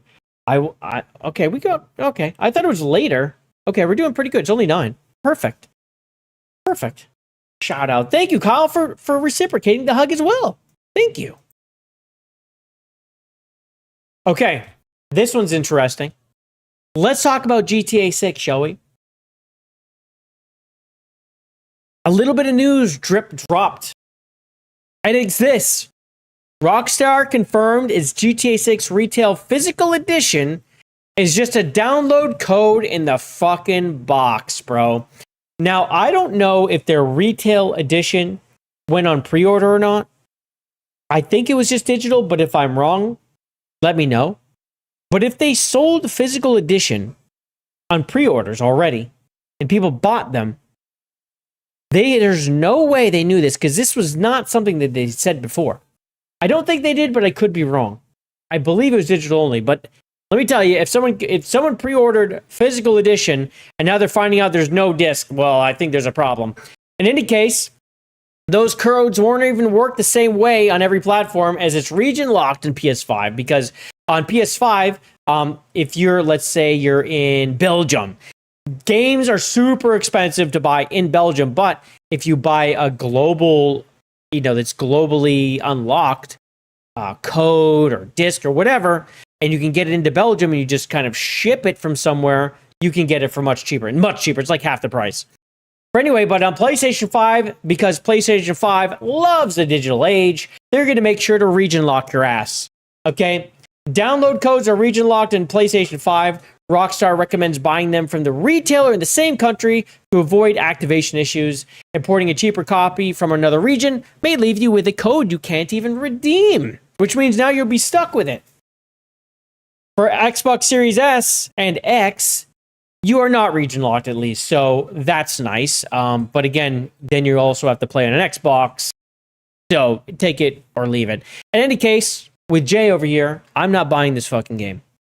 Is anyone here buying it? I want nothing to do with this. Every little thing I see about GTA 6 has just been, it just turns me off. Everything. Like, the only thing I like is the way the map is. I don't feel like the story's any better than GTA 5, and GTA 5 wasn't as good as GTA 4, in my personal opinion.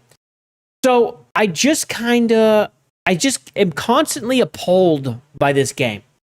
And nothing is drawing me into the game. There's no reason for what, just to FOMO? I don't get FOMO, okay? It's not happening. It's not going to happen with GTA 6. The only way I would ever get GTA 6 is if when it finally comes to PC, it's the entire game, and it's $80, and it is truly a rave review, and everyone loves it, I guess. But I really don't think that's even going to happen. This may very well be a GTA. The first GTA I never play. I don't know. For the most part, I really am not very happy with it. Windsor guy, what's going on? Evening 30. How's your night going? You'll never guess what you've seen today, and we now Guerrilla Games is super DEI infested because they tweeted today celebrating World Pride 2026 with Pride. We just covered it. We actually, you must have come in right after we covered it. We just covered it, actually. That's hilarious. Yeah. I saw it. Absolutely ridiculous. What a mess. Yeah, one of their woke ass fucking artists made a picture and probably talked them into posting that stupid it's right here. Yeah, this. To posting this gay ass picture. She already has enough accusations against her. This is just, another nail in the coffin. Fuck them. And yeah, Hunter's Gathering, I hope it fails. Can't wait for it to fail. It will fail, by the way. Hunter's Gathering will fail. That one's doomed. Hard pass for you. You're out. Yeah, you're not getting it. Hard pass. You'll wait for another 15 years. Red Dead 3. Yeah. Red Dead 3 is going to have trans people in it. So they'll find a way. They're going to find a way. They had trans people in Veilguard. That shit's impossible the way they did it. There's no way they could have ever done it. But they did it. It's going to be in Red Dead 3. Just get ready. It's coming. There's going to be gay in there. And you're going to find all of it. It's coming. It's coming. Another thing that's coming, or is not, is me. That's for sure. Hold on a second.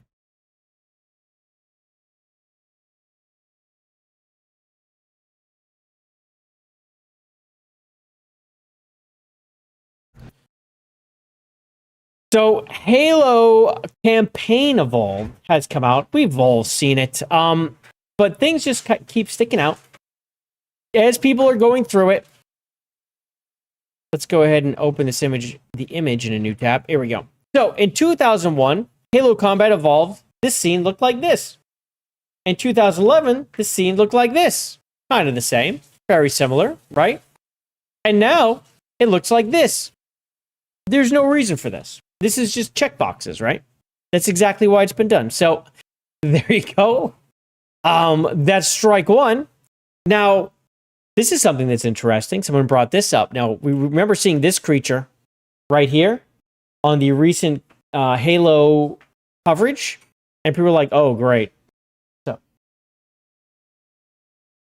no. It's in the fridge. I put it away. But this creature, this guy right here. Coalition's technical director, Mike Rayner, and Kate Rayner are the same person. So this explains some of the female characters that we've seen. There's Mike and there's Kate. I guess at some point he decided to just take on the female name, and I just wear a dress. I mean, grows hair a little longer, but there we go. And these are the characters that this guy has basically been dealing with. So I mean, this is, again, we see this all the time when these types of people are in charge. And here we go. Gears of War, Halo, all here. We've seen it. We've seen it. Of course, we recently saw this one with an Xbox post where they said, talk to me when your balls drop. And we all know what they were talking about. So, again, Xbox not doing itself any favors. Ashley Sharma has to continue getting that place under some amount of control because it's a disaster right now. It's a freaking disaster. And then there's this. The cutscene.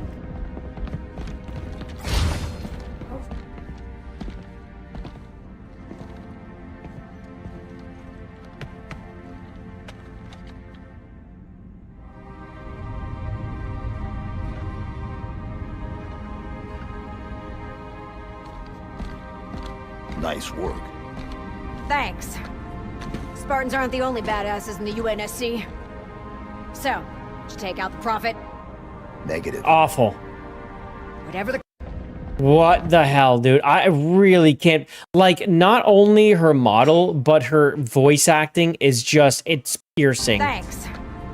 Spartans aren't the only badasses It just in the cuts. UNSC. How is this So, Halo? did you take... How is that fucking Halo, bro? How did this get here? How did we get here? When did this really happen? Like, when did this happen? Check out the Prophet. They check out the Prophet. It's not even good voice acting. It's terrible. Whatever the... Oh my god. I don't know why that's incomplete, but it is.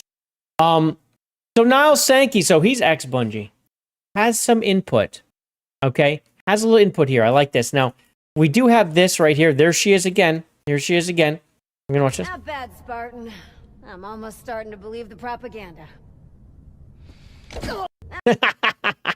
The fact you can punch her is so fantastic. And someone pointed this out. They bet they patch this. They bet that they patch you being able to punch her. And I bet they're right. They will patch that out. They won't fix the game. They'll patch that out. All right, so Niles Sankey here.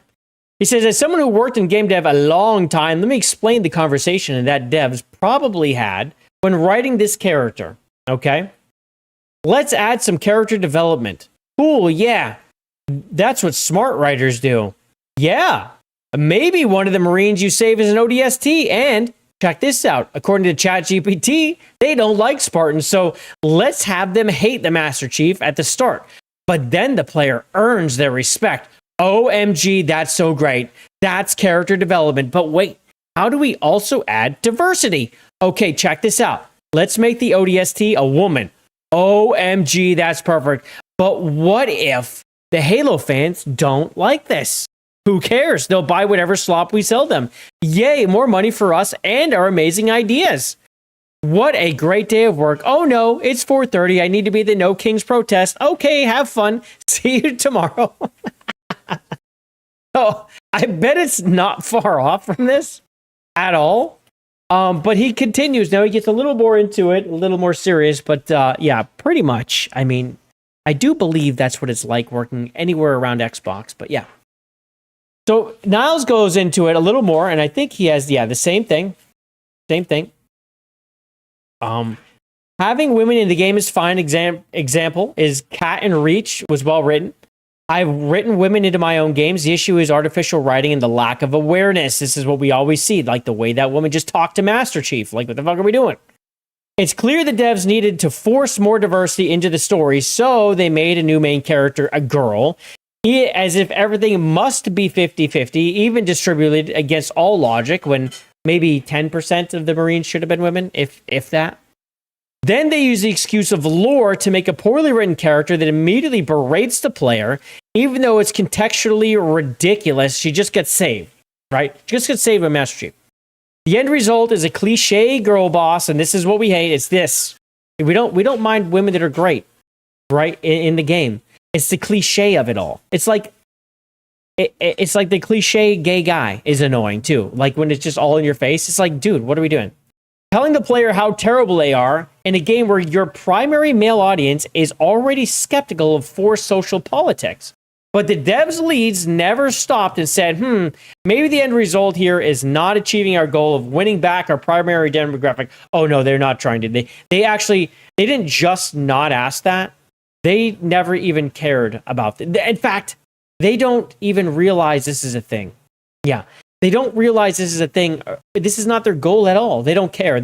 Their goal is to just make this.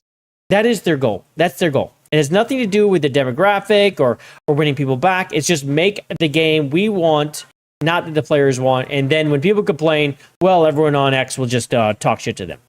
It's tone deaf on top of being poorly executed, and this hurts branding, it hurts sales, and will destroy a studio's reputation, whatever's left of it anyway. And for me, it's like Master Chief is the Xbox icon. There is no reason to do this with Halo at all. It's only damaging. You cannot make Halo the all-encompassing everything video game IP. You can't. It should continue to cater to the things it's always catered to, because that's your core audience. And when you change the core IP, you're going to lose the core audience. You're not getting a new one. That's not happening. You're not going to make new fans off old IPs. You'll only lose your old fans off your old IPs when you start changing them and modernizing them. This is why this is always a fail. You cannot do this. Yeah, I would have punched her too, Scooby. I'm glad to see you would have. I appreciate that. Thank you for backing me up there. Your fave gay guy is Silvando. I don't even know what game that's from. That does not ring a bell. They don't know how to write strong female characters, and they are women. Yes, correct. They are. Amy Hennig could do it, but again, these are old like millennial writers who don't actually know how to write. They've just been told they're great writers when they're not, like since they started writing, and that's kind of the problem. And that's how we get here. And then on top of that, their ideology pushes them forward, and that's the boxes they check. Not, is this good? Does this make sense? Does this fit my ideology? Yes, no. And that's it. Meanwhile, this is in advanced access right now. Yep, this is advanced access. But right now, it's not really cracking too great. It only hit about 20K. We're seeing about 10,000. But again, this is the issue. This is doing marathon numbers as far as like the peaks, right? We're just dropping every day. If this game was good, Friday would have been here, Saturday up here, Sunday up here. Even with early access. Even with early access, you would see that. Now, it's not fully released. Let's go check out when it fully releases. I forget the actual date at the top of my head. July 28th. So tomorrow is the real release date. We'll see more players come in. But we will... I mean, this is not going to touch 100,000. And it'll be day one Game Pass, sure. But like I always say, that won't matter if the game's good. If this game looked like it really should have with the advanced access and people... Again, this is a man... We've already found the guy this is modeled after, right? We found it. Cortana is modeled after a man now. So there's no denying it. It's a thing. Let's see if I can find it real quick. But when you do these things and it gets out, well, then you're not going to get your Steam sales because people are going to be like, what the hell are we talking about? Okay, we get some Halo stuff right here while we're talking. Wait.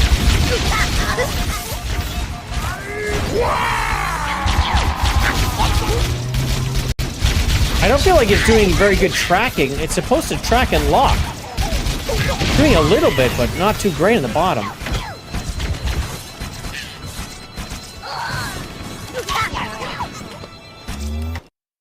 Okay, I don't really feel like that's all that great. The hell? You like the OG? Yeah, I like the OG style better. I don't really like this too much. I mean, everything looks prettier and cleaner, obviously, but I mean, for the most part, from what I can tell from Campaign Evolved, it's the better. It's the lighting. The lighting effects clearly superior. I mean, Jesus Christ, the lighting was so fake back in the day. But yeah. Anyway, let's go look up Cortana. Man, let's see if we can find it real quick. We're gonna be careful. We're gonna be careful. Jesus Christ. I mean, look at what's happening. What are we doing, dude? Someone had a really good overlay of the guy. They found, there it is. Look at this. Look. There we go. This is pretty much where we're at, guys. We're right here. We're right here. Look at. I mean, we're there. So that's what's becoming of Cortana. She's getting destroyed. She's getting shit on. Sorry, my chat keeps freezing. It's becoming a real pain in the ass. Becoming a real pain in the ass. But look at this guy. We've got nobody for 1 year as a chud. Holy shit, it's been a year, dude. Shout out to you. Thank you so much. I appreciate that, man. God damn. Saying great thumbnail. The chud on the left looks especially awesome and good looking. Agreed. Thank you very much for the glazing. We appreciate and love all glazing around here. Let's celebrate with hugs, shall we? Can I have a hug? No. Give me a hug. No way. Come here. I'm not coming over there. Let's go.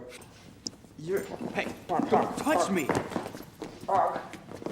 Get away from me. There we go. You needed a hug. Well, we're here to hug you. Can we get some hugs up in here for nobody? The man came looking for hugs and he got it. He got him. There we go. The Artemis dropping hugs. There we go. You were saying Cortana was a man? I mean, it is now. It is now, for sure. I don't think he did. Yeah, okay. So yeah, the hyper-realism, it takes away from the artistic style. But when we think about it, do we trust these people with the artistic style? And the hyper-realism, there's still no excuse. They like to use that as the excuse for these models, but it's not a reason. We just go up this a little bit. This is still somewhat hyper-realism, right? They did all right there. This is, they did totally fine.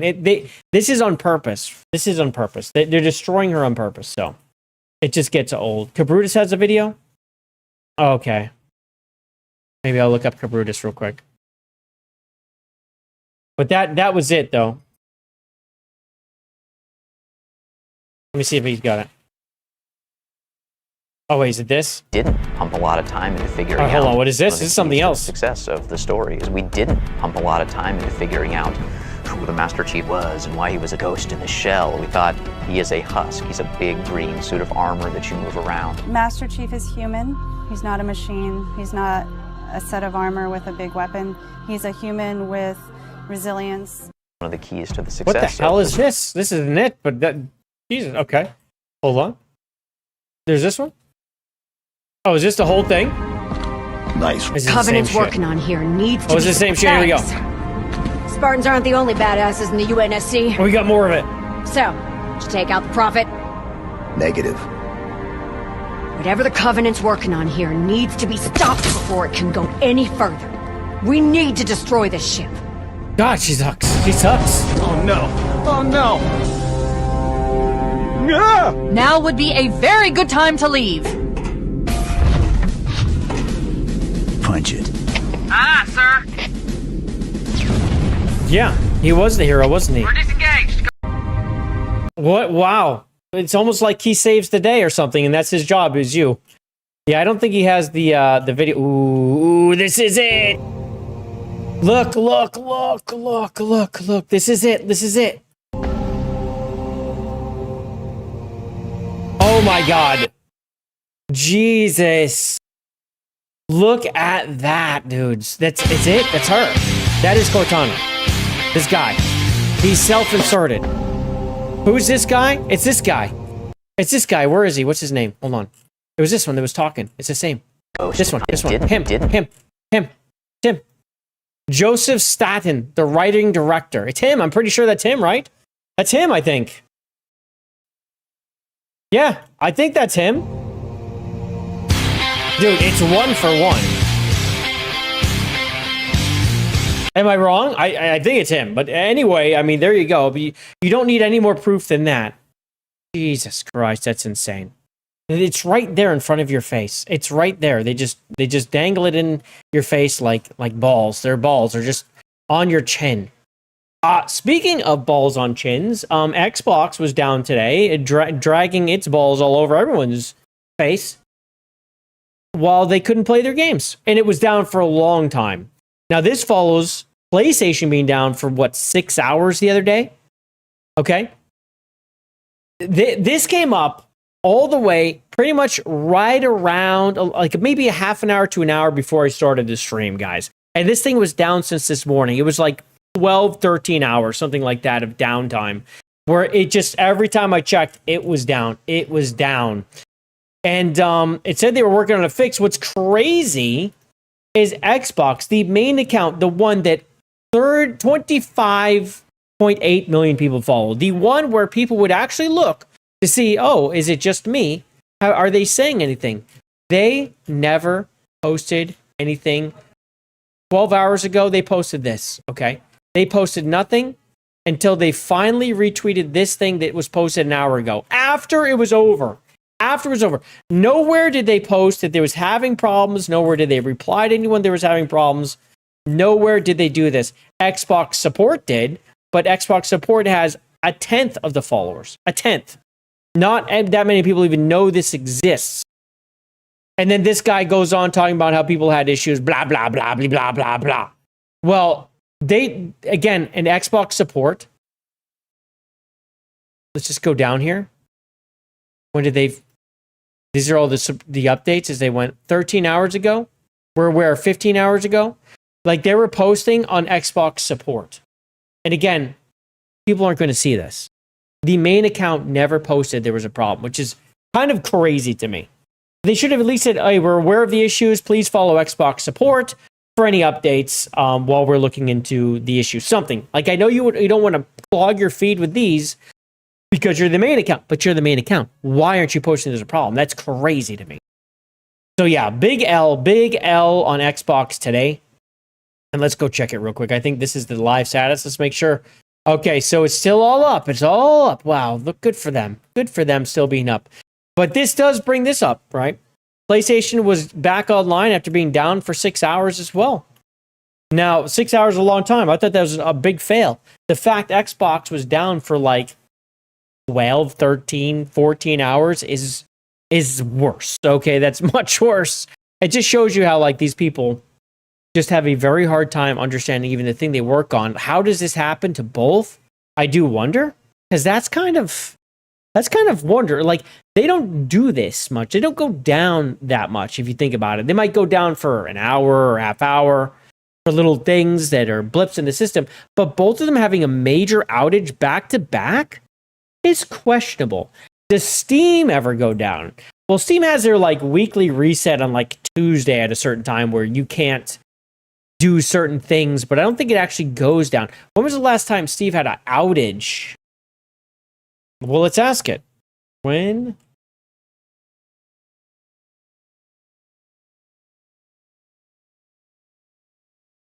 Yeah, I'm not sure about that one. It experienced an unplanned server outage on July 21st, 2026, starting at 5:30 p.m. A server connection failure, 60% reported issues. 1,000 complained. It doesn't say how long it went on. Is this also recent then? Something's happening, huh? Something's happening. How long was it down? How long was it down? If it was like a half hour or an hour, I don't care. It was brief, less than an hour. Okay, so that's really nothing. Less than an hour, that can happen from time to time. There's a giant system. But to be down for half a day, a quarter of a day, yeah, I don't think so. Yeah. GOG with a phenomenal post. This was right after PlayStation stuff saying, damn, imagine if you could play all your games fully offline on a day like this. Damn. God, that's a good one. That's really good. Absolutely correct, though. Yeah, absolutely correct. Let's keep going. Okay, this was another one of these that's still good. Okay, now with the PlayStation stuff and the Xbox stuff and the all digital stuff, and we all know how they're trying to go all digital all the time. and all these outages are really doing is proving that's a bad idea. That's bad. And hopefully kicking a little bit of gusto into people's britches, right? To get them to open up their eyes a little bit to the all digital thing. I'm not saying don't buy digital, but I am saying that physical should be an option. Now, people like to bring up the physical versus digital numbers and how digital is so much bigger, blah, blah, blah. But they like to use numbers from games where there is no physical option, like indies, where it's not really, you can't just ship an indie physically. Digital does help that a lot, right? I understand the difference, right? But it's also nice to get it on Steam where you actually have some consumer protections, whereas like PlayStation, you really have no protections. You downloaded the game, you own the game, you can't return the game without going through major hoops, and you can only do that so many times before they're going to get sick of you. But I lost my train of thought on that one. Anyway, so with Sony, this guy right here says, Sony wants to abandon fans. Let's give them a small taste of their own medicine. Together with other creators, we call for a 1-week PlayStation blackout in August. So they want to shut down. Now, if you want to see anything actually happen, you would do this. But can gamers turn off a fucking PlayStation for a week? Can they do it? I don't know if they can do it. I don't think they can do it. I don't think they'll do it. So they're calling for a PlayStation blackout, and says for several years now, Sony Interactive has continued to grow further apart from its fan base, whether it's closing beloved studios like Blue Point, pursuing a misguided live service strategy, which they're still doing, by the way, canceling fan events, leaving PlayStation VR2 to die, or being completely out of touch with the franchises players want to see return. Killzone, hello. PlayStation has never felt more disconnected from the community. Ending physical discs in 2028 feels like the last straw. We understand there's only so much SIE can do and control, but with the decisions that are within its control, the company continues to mismanage the strong position it inherited from the PlayStation 4 era, which it absolutely is. I mean, without a doubt. There's so many issues with PlayStation right now that bringing back physical games would only be meeting players halfway. There's still more that they can do. We miss Twisted Metal, SOCOM, Sly Cooper, Resistance. We miss PlayStation Experience. We miss Japan Studio. With that, we're calling on PlayStation players to participate in an economic and gameplay blackout from Sunday, August 23rd at 7 p.m. through Sunday, August 30th at 7 p.m. local time. Players can participate by turning off their consoles or logging out for 7 days. We feel that this period gives publishers and developers minimal impact while still giving players a voice. So now they're worried about these publishers. No, dude, shut that off more. Do you think they'll do it, dude? No one's going to do that. Not enough people. They should. If you want to see the physical disc thing come back to the forefront and for PlayStation to listen, it would take something like this. But do gamers who just consume and just bought GTA 6 pre-order that thing digitally without a gameplay trailer for $100, I don't think they're going to do this. I don't think they can. I don't think they got it in them. Save physical games. Yeah. So anyway, if you're interested, just know that's the dates, August 23rd through the 30th. Shut off your PlayStation. Yeah. There you go. I'm not going to be turning on the PlayStation. Don't worry about that. I never do. With that, it's quick cleanse time before we get on to a couple things. Have you ever watched a guy fight an ostrich? Because here we go. Yeah. Wait, this is an ostrich. He's pissed. This guy handled him like a fucking beast. He's just slapping him in the head. He's just running off, dude. Dude, the dog didn't even help. There's a dog there. He didn't even fucking help him. Wait, this is dude, look at him body this freaking ostrich, bro. Ostrich don't like that. They just wobble away, dude. They look so goofy when they run, dude. They look so goofy when they run. It's like, how do you ever take that thing seriously? Says you got your mini PC, you've only used your PlayStation 5 for YouTube. You're trying to avoid tying my Google account to my PC. Oh, okay. Yeah, that makes sense. That's pretty cool. Yeah, see, normals, they don't read it. Exactly, they don't read it. They're not going to see that. They're not going to know. They're going to be playing the PlayStations. They're going to be going and watching the Odyssey. I mean, that's the thing.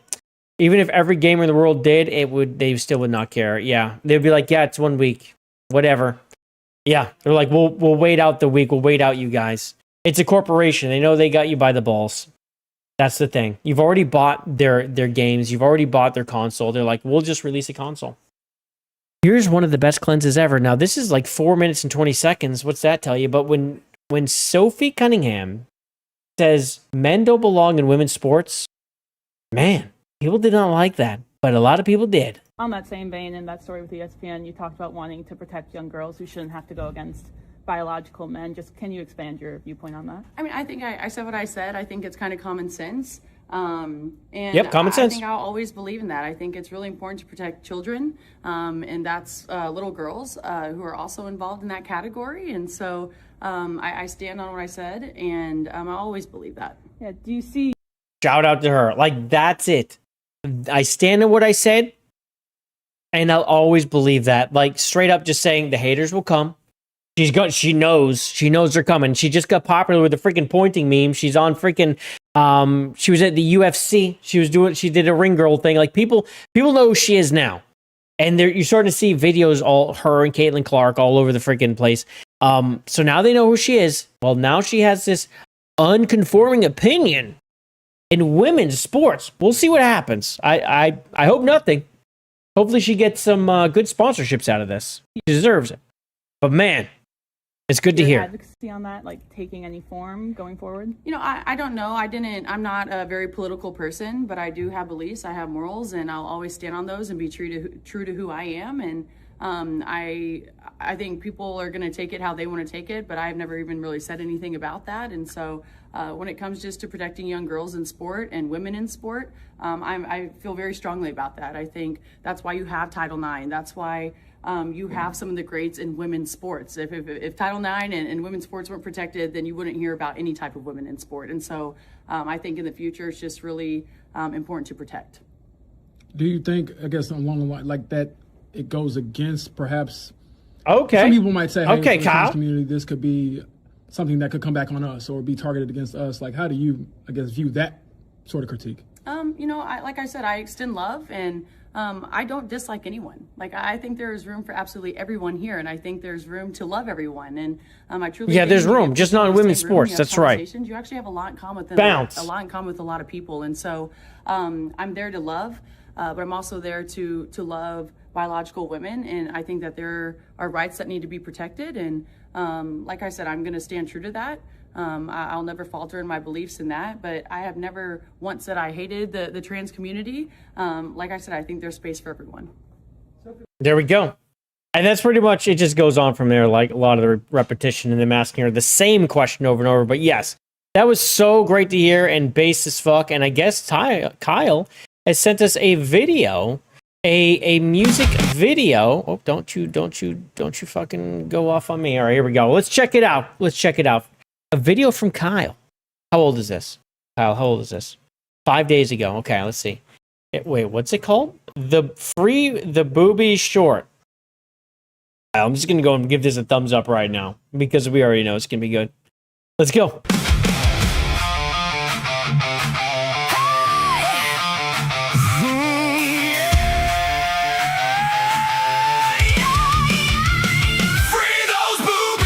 Let's free them. Those ones glow.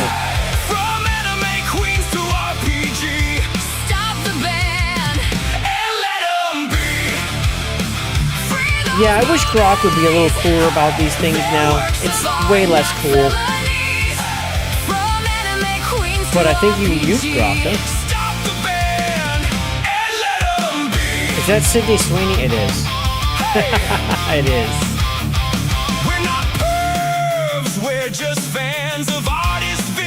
Is that Bayonetta? Oh, what just happened to her?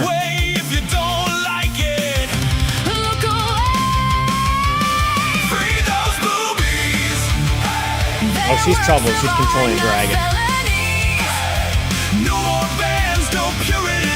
Uh-oh. Is this Siri? Hard to tell. Whoa, careful. Okay. Oh, careful now, Lara.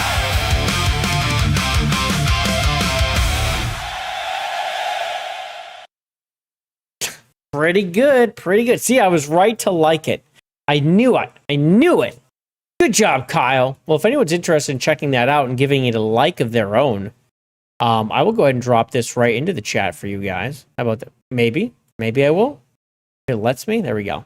There it is right there. Go ahead and drop a like of your very own. Boom. Oh, this is good. Okay. Wait, I just realized Smash has a new name for Colin Moriarty. I didn't see that. I didn't notice this. Hold on. Okay, well, we're going to check this out real quick because this is from a Smash JT, friend of the channel. We all know him and Colin. Kyle's in the chat. Him and Colin have been going at each other a little bit because Colin was very disrespectful to Smash when he was on his show and acted like a big goop. But Smash didn't defend himself properly, so he lost. That's how it worked, right? Here's an example of why Colin Moriarty, I did not notice he wrote this, drives me insane with his data. He claims correctly that the PlayStation 3 generation is when Sony lost money. They did. Well, he'll go over that. But then attributes that to Sony PlayStation not making the proper games for an audience. That's what they're doing now, right? PlayStation 3, they absolutely made games for the audience. People bought games like crazy. It was a huge console. They sold tons of these things. They moved them like crazy and sold tons of games, but the console was so expensive to make. And that the people buying these games are not the majority. What? When in reality, the reason why PlayStation 3 generation lost Sony money was due to the cell broadband engine, the enormous R&D leading up to launch, which was insane. The processors were super expensive to manufacture and notoriously difficult for developers to program for. This is the thing right here. The beginning of the PlayStation 3 launch, you guys remember how games barely trickled out for the longest time? And it was because of this. It was very hard to develop for PlayStation. Very difficult. This is one of the reasons Xbox 360 took such a big lead in the beginning, was because it actually had games. Yeah, it actually had games coming out.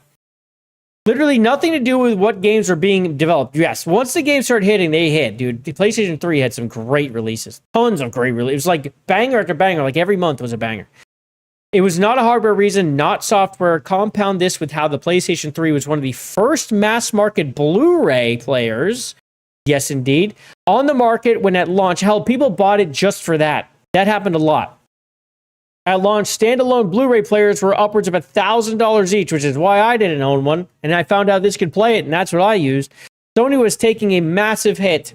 This is yet again another perfect example of how this dude constantly misuses truthful data to try to prove his point and sound smart. But just because he says it with gusto, it doesn't make him correct. Now, let's listen to what Colin Moriarty has to say. Dude, I would love for Sony to have some sort of PS3 energy again.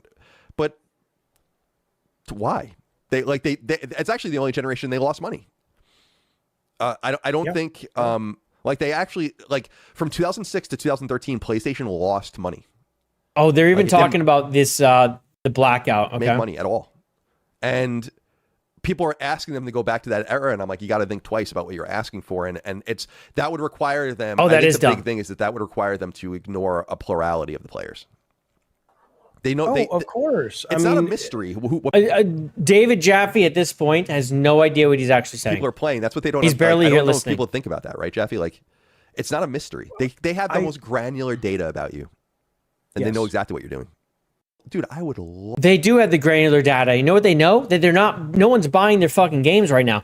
We go and look at the top PlayStation games. Let's go look. Let's see where I got this thing. Where we go. The top PlayStation games right now, the top sold. Fortnite, NBA, Call of Duty, sports. There's Halo Campaign Evolved, and they're not even releasing that one. Then you got Roblox.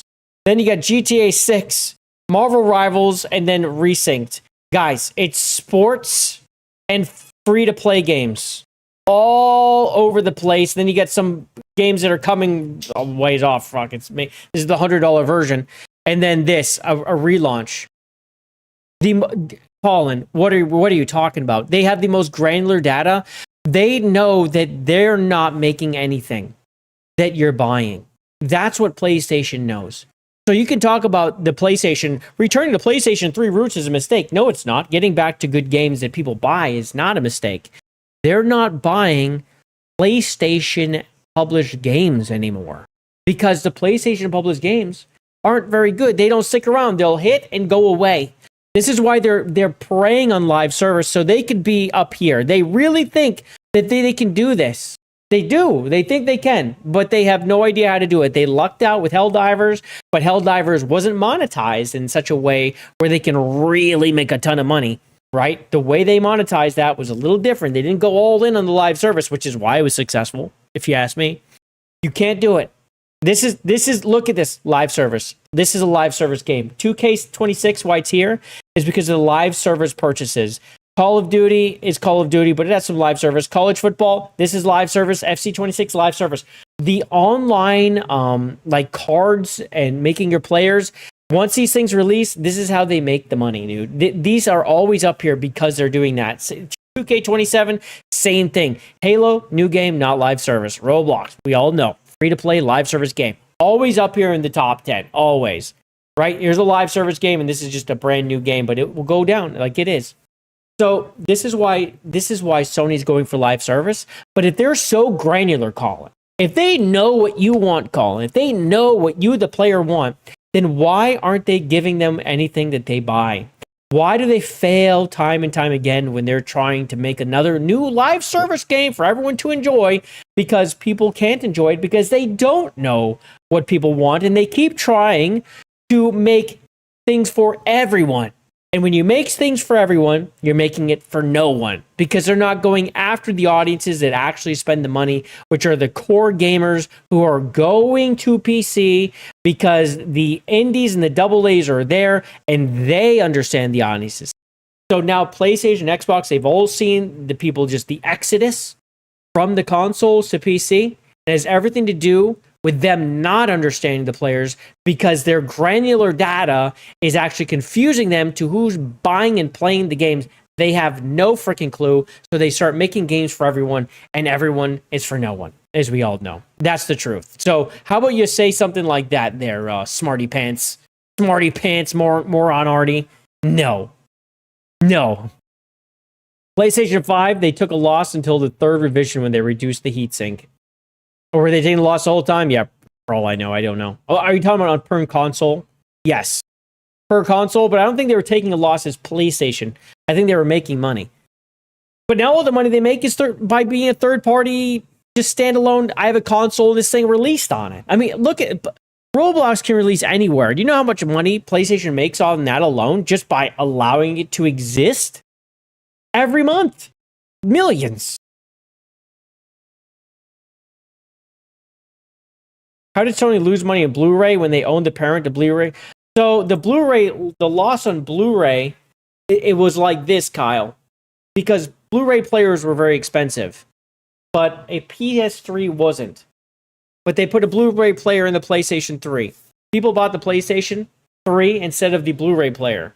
Meanwhile, every single PlayStation 3 was sold at a pretty high loss. Especially with all the R&D behind it and the onboard chip. It was very expensive. They sold it at a loss. So they were selling. People were buying PlayStation 3s that did not play a single game, bro. They used it for Blu-ray. That was totally a thing. People saved money. They found a cheaper way to get a Blu-ray player. They did it like that. That's what they're talking about. Yeah, that's how. All right, guys. This is the timeline. This is from the White House. They posted this. God bless them. Make America Great Again. Diet Coke. What is funny is people really seethe. They're trying to note this because it's AI generated. This is AI generated. Throughout the video, there's multiple inconsistencies, such as JD Vance phasing through the pillars of the White House. Characters morph to their next scene rather than transition. They can't stand that this exists. So they're trying to community note it to let people know it's AI. It doesn't matter. It doesn't matter if it's AI at all. Try. Let's watch.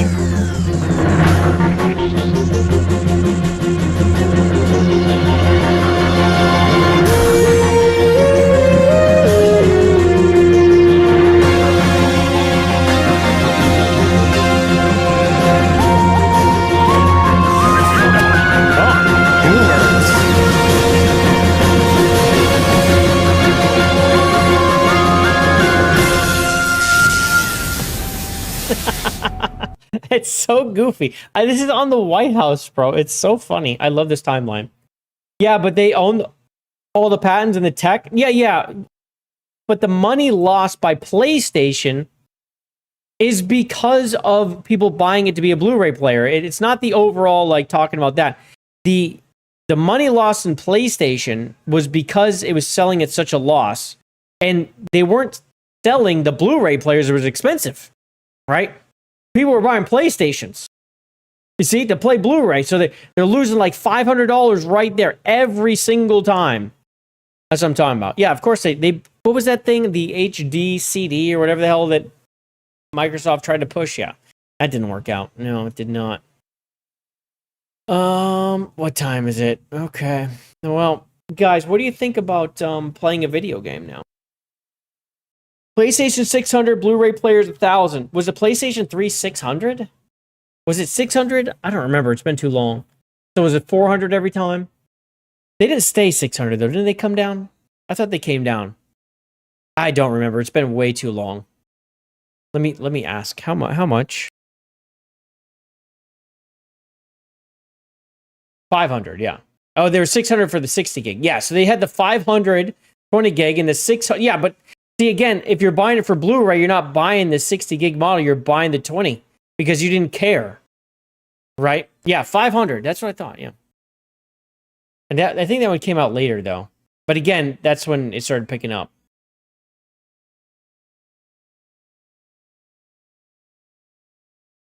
In the long run, they didn't lose the money. Well, now kind of that's all going away. So they had a little bit of a run with the Blu-ray, but now it's all digital. So you can not own it because they don't want you to own it. They're like, you know what? We kind of regret letting people buy those Blu-rays now. We would like to go fully digital, and F those guys. Oh, let me go edit this real quick. We're gonna make that. No, it's the wrong time though. Hold on, we're gonna change this. Let's switch it. 9:45. Public. Done. Boom. Play Blu-rays all the time, and I'm getting a 4K release and remaster of Troy coming out next month because the PlayStation 5 can play it. There you go. How much a Blu-ray player now, though? I haven't even. Man, I don't own any of those players anymore, dude. Mine broke, and I was like, I don't even watch movies. I don't really watch movies that much. I don't. I have a ton of them. They're just sitting there waiting for me to finally buy another Blu-ray player that can also play DVDs because I got those too. Does a White House clip play Final Fantasy music? No, it's like some kind of fake. They made like a fake X-Files music. Yeah, they made like their own little X-Files music. VHS is where I actually had, man, I forgot to take a picture. I was at my parents' house. They have like a bunch of like DVDs and stuff like that and a bunch of VHS too. Like they have my VHSs. They're there. They're there. And so I meant to take a picture of like the wall. I forgot. I didn't have my phone on it when I said, I'm like, oh, I'll take a picture of this. And I get sidetracked and I didn't take a picture. I'm a little upset about it, I'll be honest. But yeah, so let me set up this stream to raid the next one. We're going to go play the Tainted Grail Fall of Avalon, which is, man, it's so good. So good. If you haven't seen it, you got to stick around and watch it because that game's phenomenal. We're about 2 hours into the game. We're about to go to the first major city, I believe. I believe that's where we were. We just went to that little shipwreck area. I forget what we have to do next, but we just the guy just killed us and relieved us of the soul, but he didn't. Arthur's still attached to us, and we aren't sure why, and so he's still talking to us. Do I have the VHS of Star Wars Empire? Empire? Yes, I do. I had the original Star Wars trilogy. The original, before they went back and fixed everything. Because back then, like, they had, like, these green screens or whatever they used, or whatever the hell they used then. They weren't green, whatever the hell that would. So, like, when they're on the speeder, like on Jedi, right? When they're on the speeders, the windows on the speeders, you actually could just see the floor. Like, you don't realize every this stuff's going by, but on the windows, they forgot to fix it. So you actually are looking at the floor of the place that they filmed it, right there. And then they touched all that up in the remake. Yes, before they made Han shoot first, right? Or no, Greedo. I have the one where Han did shoot first, and Greedo did not shoot first. Yeah, and then they made Greedo shoot him, which was such a, like, they animated in such a way where it's like, chew, it's like this weak little tiny shot that just hit the wall. But no, he never got a shot off. Han just blasted him. Jabba the Hutt scene when they sang is astonishing. The new one, but they changed the song. And that was a thing that bothered me with the Ewoks. The end song, they changed the song. It's not the same. I don't know why they changed it. They changed the song when they re-released it. And it didn't have the same vibe. The original was way better. I was like, what is this? Why did they change the song? How do you change the outro? See if I can capture it when I see the tennis shoe when they go through the asteroid field. Dude, there's so much shit in those. It's so funny because the way they filmed things, like the ships were actually all upside down, like on pedestals generally, and they were like dragging them around and moving the cameras around them and stuff. Yeah, they're basically all mounted upside down. You found the beta copy of Star Wars at a secondhand store? Beta copy? Beta? The fucking betas? My friend had beta. They were sure that was the future. I'm like, this is terrible. Yeah.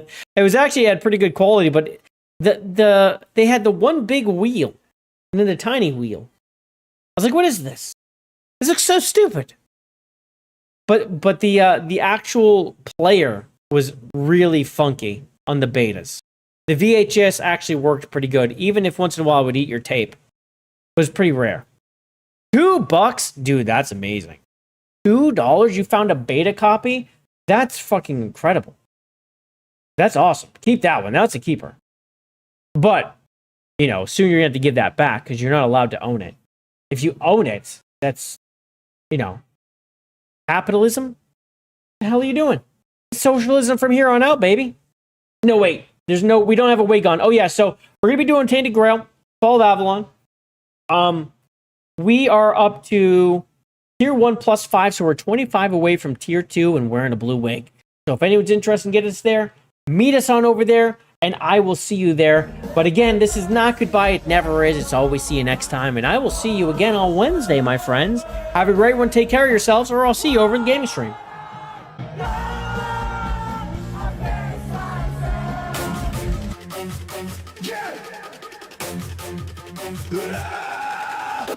Lights are fading, game was strong.